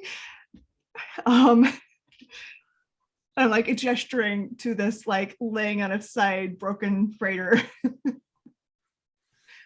I think I'm gonna be like, it's fine, it's all fine. Are you like a Jedi? No. No. Are you one of the other guys? Don't you go telling anybody I'm a Jedi. No, that's like between us. Are you the guys with the red swords? I don't have a sword. Oh man. Your secret's safe with me if you're a Jedi. I'm not a Jedi. I don't have a red sword. I don't have any sword. This is the only weapon I have, and I'm like holding out the blaster pistol. Okay. Crush looks disappointed, but also kind of doesn't believe it. Nice. Well, that's because that sandstorms are also a weapon, but I'm not going to mention that. It's true. Ixnay on the large Eppenway. Cool. AL1N, you approach and overhear a bit of like, oh, I don't have, this is the only weapon that I have, and a blaster pistol. What do you do, AL1N? It is a relief to find that you are not dead, Sundown. Now we should leave. We definitely should leave. I Um, take it you have transportation. Indeed, I do. And your friends can make their way to Mos Espa. That sounds like a good plan. I don't know if this thing is I don't think this thing's getting into the air again without some parts. Harvey nods. Yeah. Zerk says, Sundown needs to come with me. Sorry, droid. We have had this conversation before. Sundown is much better suited to being my major domo than Core Starfell, who has displayed some odd characteristics in that role, whereas Sundown now has experience. Core Starfell in charge of much. Actually, no, never mind. That might be an improvement. We should leave now. I hope, Zerk, that you don't object. I think you're confronting him, right? I You're think just I like, am. I'm taking this, and I you think aren't. I am. And if you're smart, you're not going to do anything about it. Yeah, they'll see how that goes. So that is confront is aggro, isn't it? 2d6 It plus is. 2. 8, 9, 10.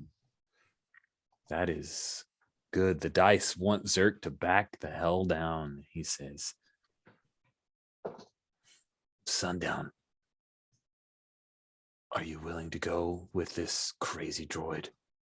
I'm gonna go with this crazy droid and I work out whatever's going on here. I think I need to find some things out. You go ahead and tell Bib Fortuna that I am working out a plan for future deals between Mos Espa and Mos Shida. He's not going to be happy, but I need to get Grabble to a medic. You do, yes, yeah. I think that would be best. They're sending someone, right? Yes. RV, come over. This conversation is taking too long. And the barge is like arriving right now. And RV comes over and she like claps you on the shoulder there, Sundown. Listen, don't quit, because he will not pay you anything that he owes. Just so you know. Good to know. Good to know. Be safe. Thank you. Yeah, you too. Good luck getting this thing back in order. Thanks. See you around. And yeah, I'll go with Ellie. And we have the three of you back on the sail barge heading back towards Moshuta when the communication from Core Starfell comes through to Sundown through mundane means, right? Using the comm unit. That's the nice change. It's crazy. Why would anybody do that? Cool. So you reach out, Core, and reach your friend. What do you do? Hey, Sundown, that you? Yes, Core. How Moshuta hasn't exploded since we left, has it? I'm not sure if it has. I haven't heard it. We're. I think you'd know. We're. Yes, I know. Yes, I know. We're in quarantine in the palace, and I think this disease has. I think it has some connection to the psychic mumbo jumbo stuff that you feel in, and I need your help. Psychic disease. Oh, sure, why not? I'll do what I can. Yes, you already told me that. Oh, sorry. I keep having these flashes. It's very disconcerting. It sounds like it. Hey, Allie, you're the person you put in charge. Yeah, Sounds like you don't might be ask going a me little why. crazy. I think we need to get back quickly. Yeah, I think there's a force field or something we need to tap into. I don't know how it works. I really need someone who knows how to do these things. Do we star wipe to all 4 PCs in the same scene? Yeah. Crazy. Raising the roof. Awesome. I think it's a thing where AL1N's allowed in, but one of the Gamorreans on the outside says, sick people in. We should all stay out, but you do what you want because you're the boss. Ali will stalk into this and look at these people laid about on blankets and cot beds in the palace and say to Kostarfel, what have you done? I'm trying to come up with some cure for this, whatever it is. And Ali's club, previous rotating kind of gestures at where he's coughed and says, even I, Kostarfel, know that is the wrong color. Yeah, very, very observant, which perhaps gives you an extra reason to get some resources on this. You don't want to lose your major domo, right? I have reconsidered that appointment. I have offered your role to Sundown. She good. is outside. Oh, excellent. Is it safe for her to enter? Probably not, but if she doesn't, then everyone here will die. I will. Why don't you go to the balcony and discuss things with her from there? Yeah, sure, whatever.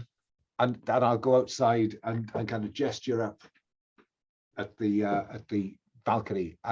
Core Starfell wishes to discuss a disease with you, Sundown. I think Crash. we have Core like leaning on a gonk droid. Yeah, and I'm like shouting up at him, what can you, and I'm asking questions about what it feels like through the Force, and of course Core is looking at me like, I don't know what. Yeah. So I was black, that's all I know. And answering in medical terms. Yeah.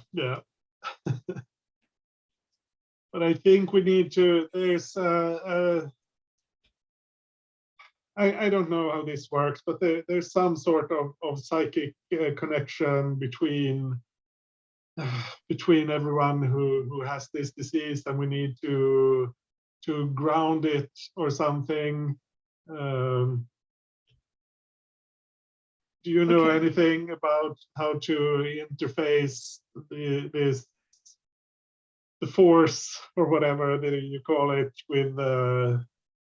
with technology some way? Yes, sort of. And will they let me in? Better question, will they let me out again if I do go in? Probably not. All right. I guess I better fix the problem then if I go in. And yeah, I'm gonna go inside. Nice. And I think Kresh, as you're standing outside with this conversation going on, what are you doing?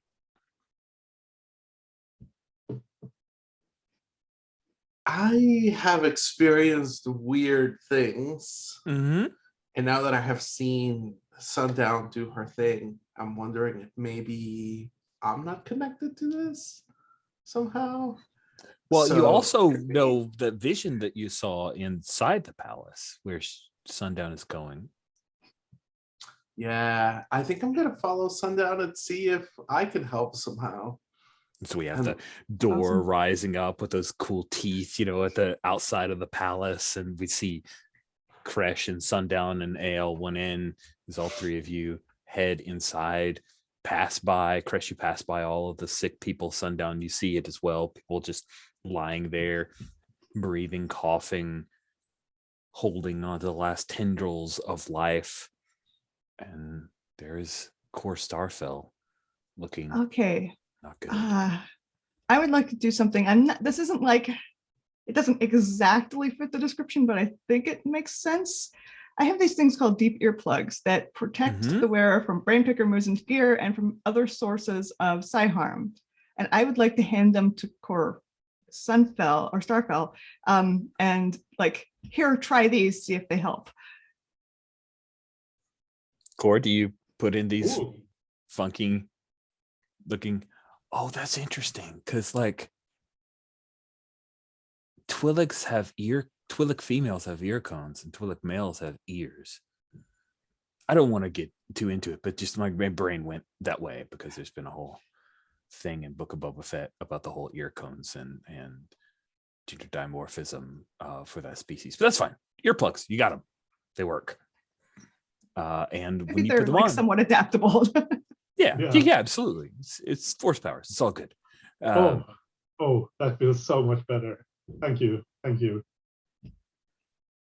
So it it worked on you. has stopped it. It's like you're good. You're good, Core. Sundown needs to create, a few hundred of these, but it's fine.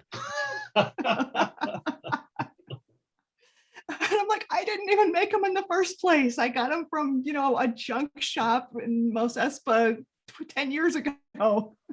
I've never seen any others. Yeah, but we know that the principle works, and we can figure out a way to So if we can make more of these, they're at least a temporary solution for as many people as we can make pairs of them. Crash, my brother.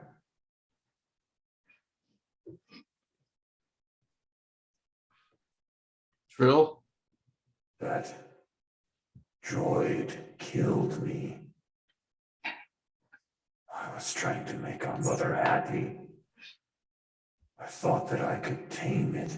It has a grip on the Force. Trill, I saw what you did, and you've got to stop. No, I cannot. Our mother is coming. I must prepare the way for her. Oh man.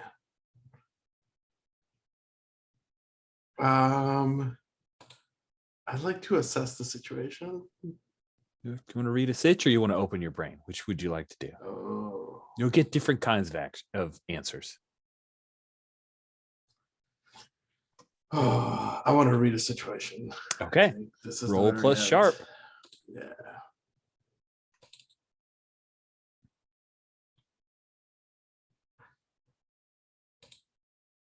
You're very sharp. 7. I do have Okay. sharp. Do you want to ask for some help or are you going to go with your one question? No, I'd like to ask for some help. I'd like to ask Core. Core, what do you know about? I'd like to ask Cora to help me read a situation with the Force Ghost. Yay! Core, in your research, you must know something about the afterlife and some sort of psychic impression. Come on, man. You have to search your database.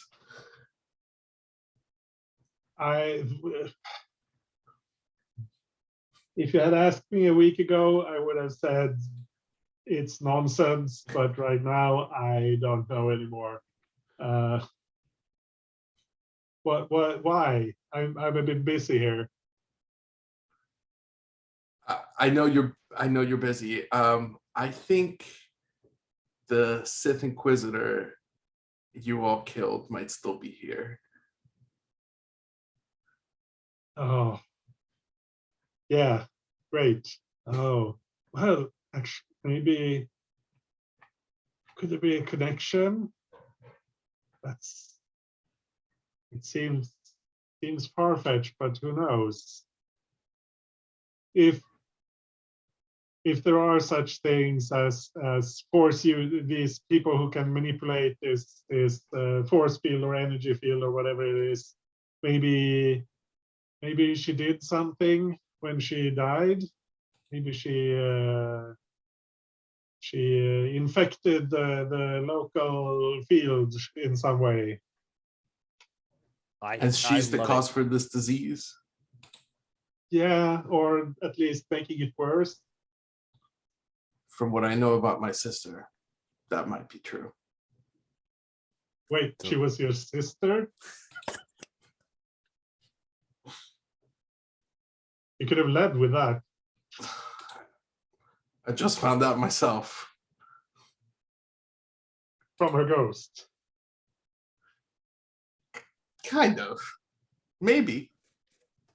Okay. I hope I'm not experiencing a new kind of symptom here, and I'm just hallucinating all of this. But Would yeah, you like maybe. me to put you to sleep, Core Starfell? No, I don't have time to sleep. We need to deal with this. So if we can get rid of this ghost thing, whatever, psychic impression, or maybe that will cure us, or at least Nice. reduce So- the symptoms. So, Cora, you all of this was Kresh also kind of packaged in it, asking for help. It sounds like you shared your expertise. That feels like you're helping. So let's have you roll plus HX with Kresh, which is +0, and see if you can nudge that up to a 10+ for Kresh's read a sitch. Let's see. That's a 4. I am not helpful. Okay, nice. And I think, I think what happens is you've got those earplugs in, and the disease isn't progressing, but you start to feel that presence. Kresh giving words to it. You see the red after images of someone standing by Kresh. Get a sense of her. The earplugs protect you from taking any harm right now, but your brain is awakening to this. We are very near end of time. So ask your questions, Crash. Okay. I am going to ask who or what represents the best opportunity for me to do X, which is for me to do, like Alan said before, some sort of forced exorcism here and get rid. Yeah, it would be Sundown. If Sundown can open, basically set up an antenna here, then you guys can help to control the psychic maelstrom and deal with her directly. Okay. I think maybe I mean, even though Core failed, maybe he does give me access to some of his records or sure. Yeah, he was doing the like regular stuff. That was him trying to help, but I think the failure is the Core's now starting to get pulled into this psychic BS. Okay. I think we find out exactly what it is that we need to do to set up that proverbial antenna, right? Yeah.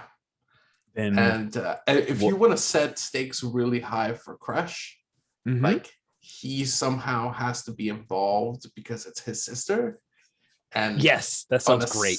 On a you are the connection. You're the conduit here for Sundown to open it up. So I think I'd love to have Sundown make a roll here for augury. Roll plus weird. And then we'll figure how things settle out.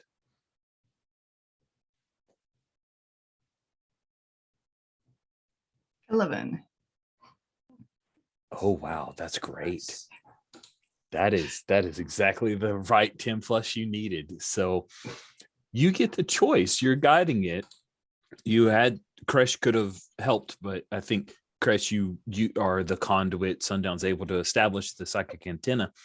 But Sundown, you're the leader here unless someone wants to interfere like L1M, but that's fine. Don't want to introduce too many complications. What is, you choose one. Do you want to reach through the psychic maelstrom to someone or something or someone connected to it? Do you want to isolate and protect someone from the maelstrom? Or do you want to extract and contain a fragment of the maelstrom itself? Or open just a window or door? Because I can see all of those applying to the situation in a way. So I'm really curious what Sundown's approach is here. I think, I'm not sure if this is isolating or extracting, but I want to cut off this Force Ghost from like any influence over other people or over the psychic maelstrom. Like she can still exist. I'll let Crash handle that.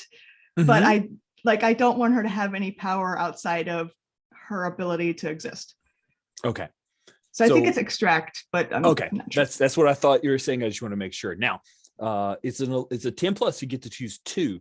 It persists for a while without you actively maintaining it. Oh, Cisco, you had a question, thought? I just had a quick idea. I remember from the EU being a thing like good or light side force users became ghosts, but dark side force users imprinted themselves onto an item and sort of haunted it. That's what I remember. There was a difference there. So yeah, I think Alan said something about the helmet, and so I think the key here is to destroy the helmet in a special way.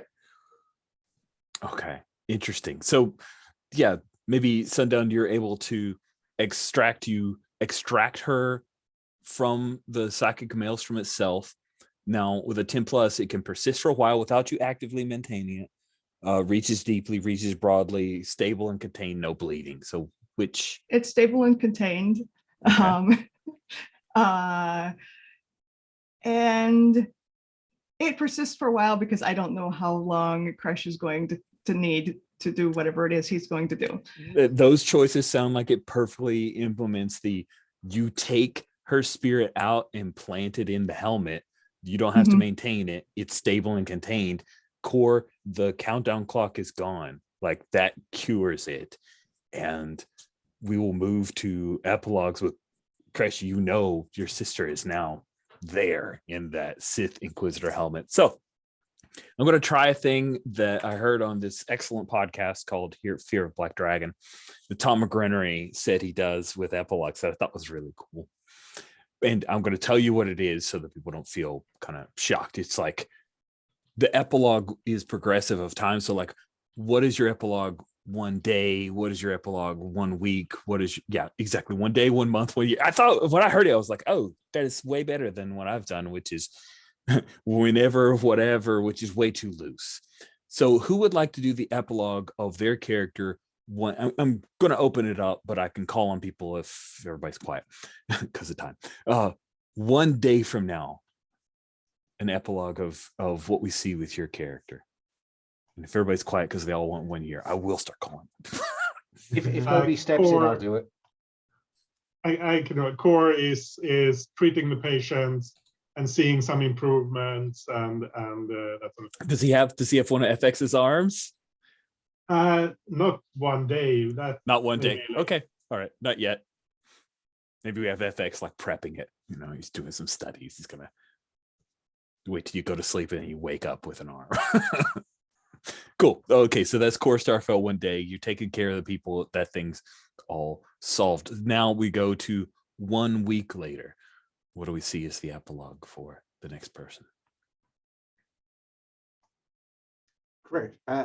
Cisco, have you unmuted because you were all set to speak? No. Okay. No, you can go ahead.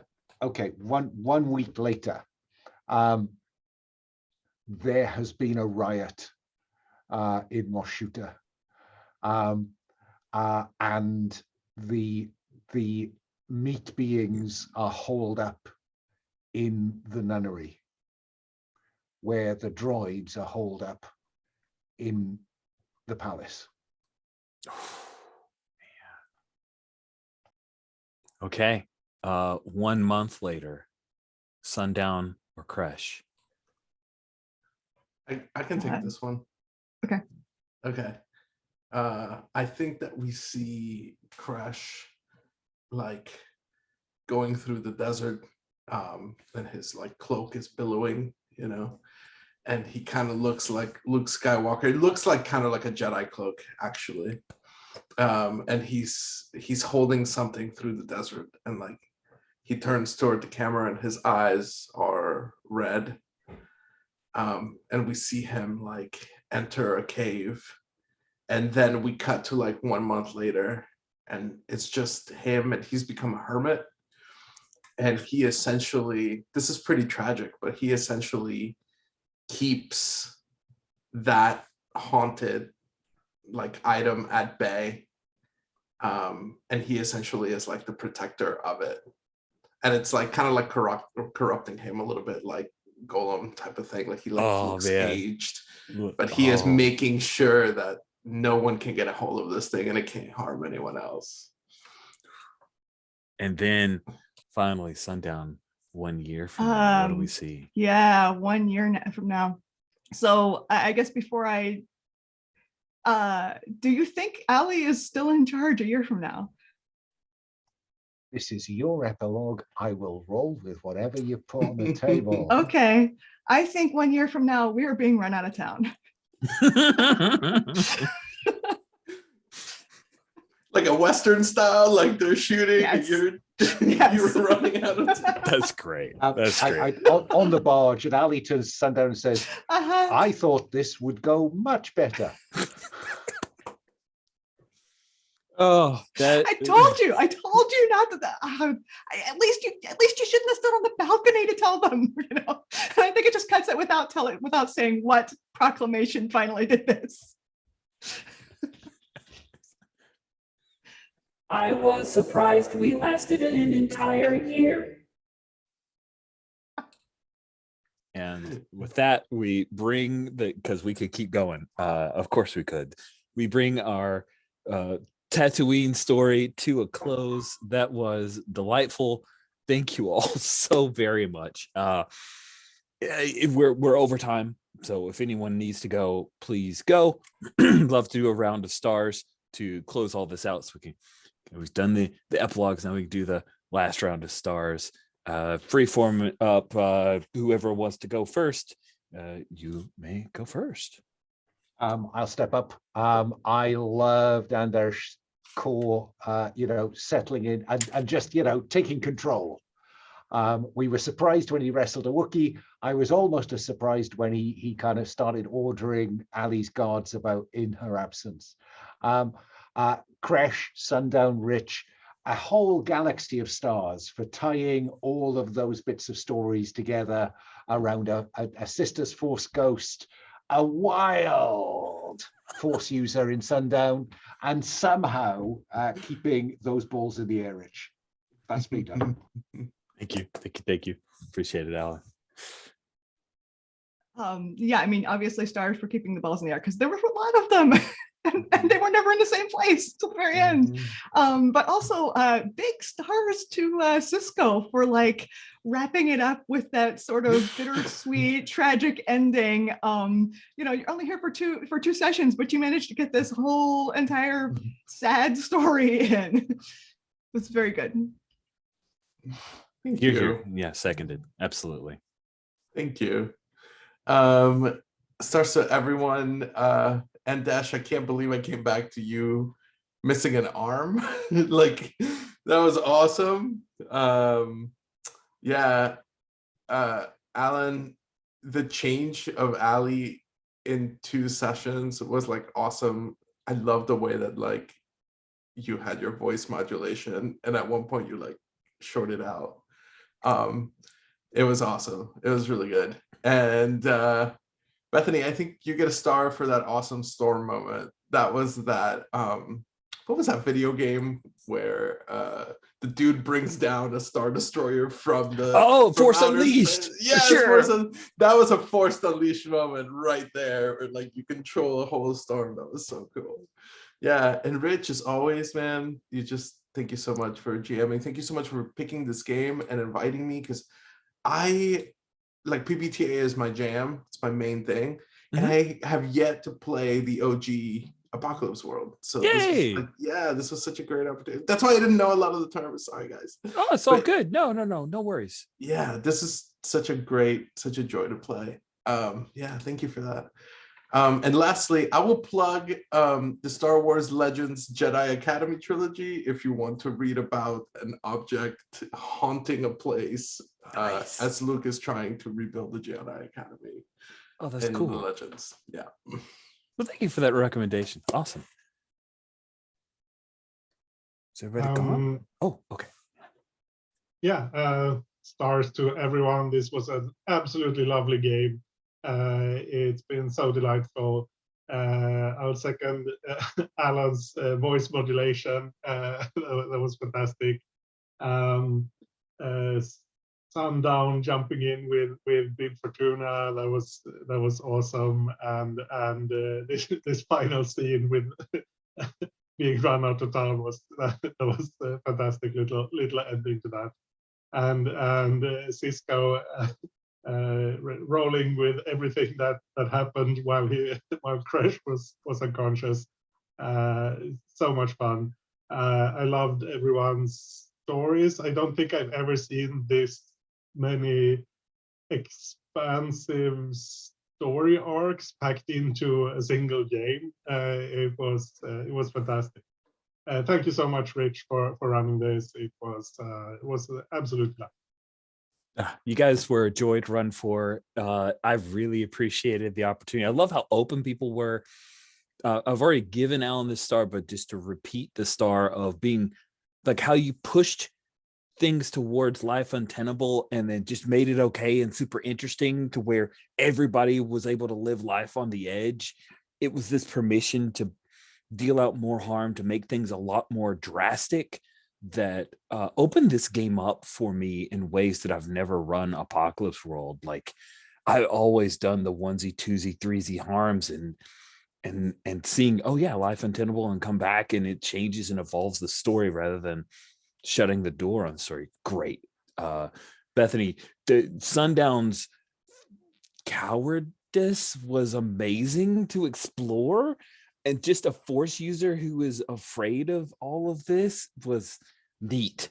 And I actually really shipped RV and Sundown as like buddies at some point, but I love that the circumstances never let that happen.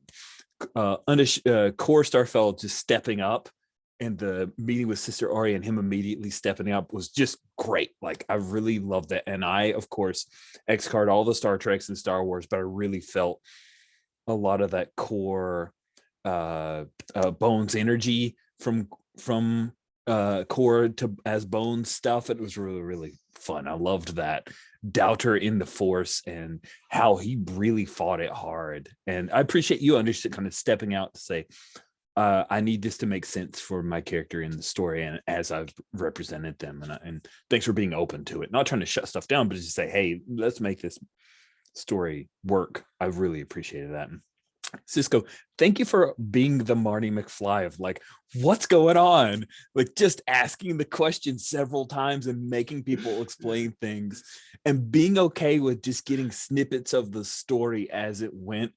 This went exactly as I hoped, of just hot drop right in the middle of chapter 6 of this ongoing story, and you picking it up. You're so smart.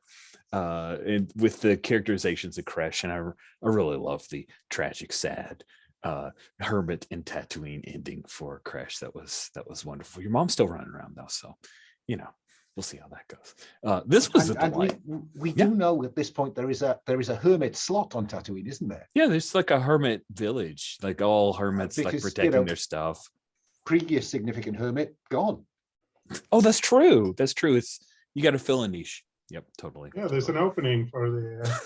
You just found this like nice hut of some kind, just in the middle of nowhere. What's it say? Owen and Lars? I don't know.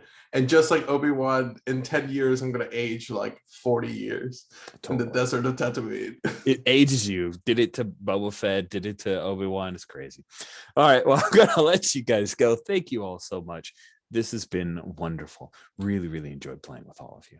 With that, we'll stop the recording.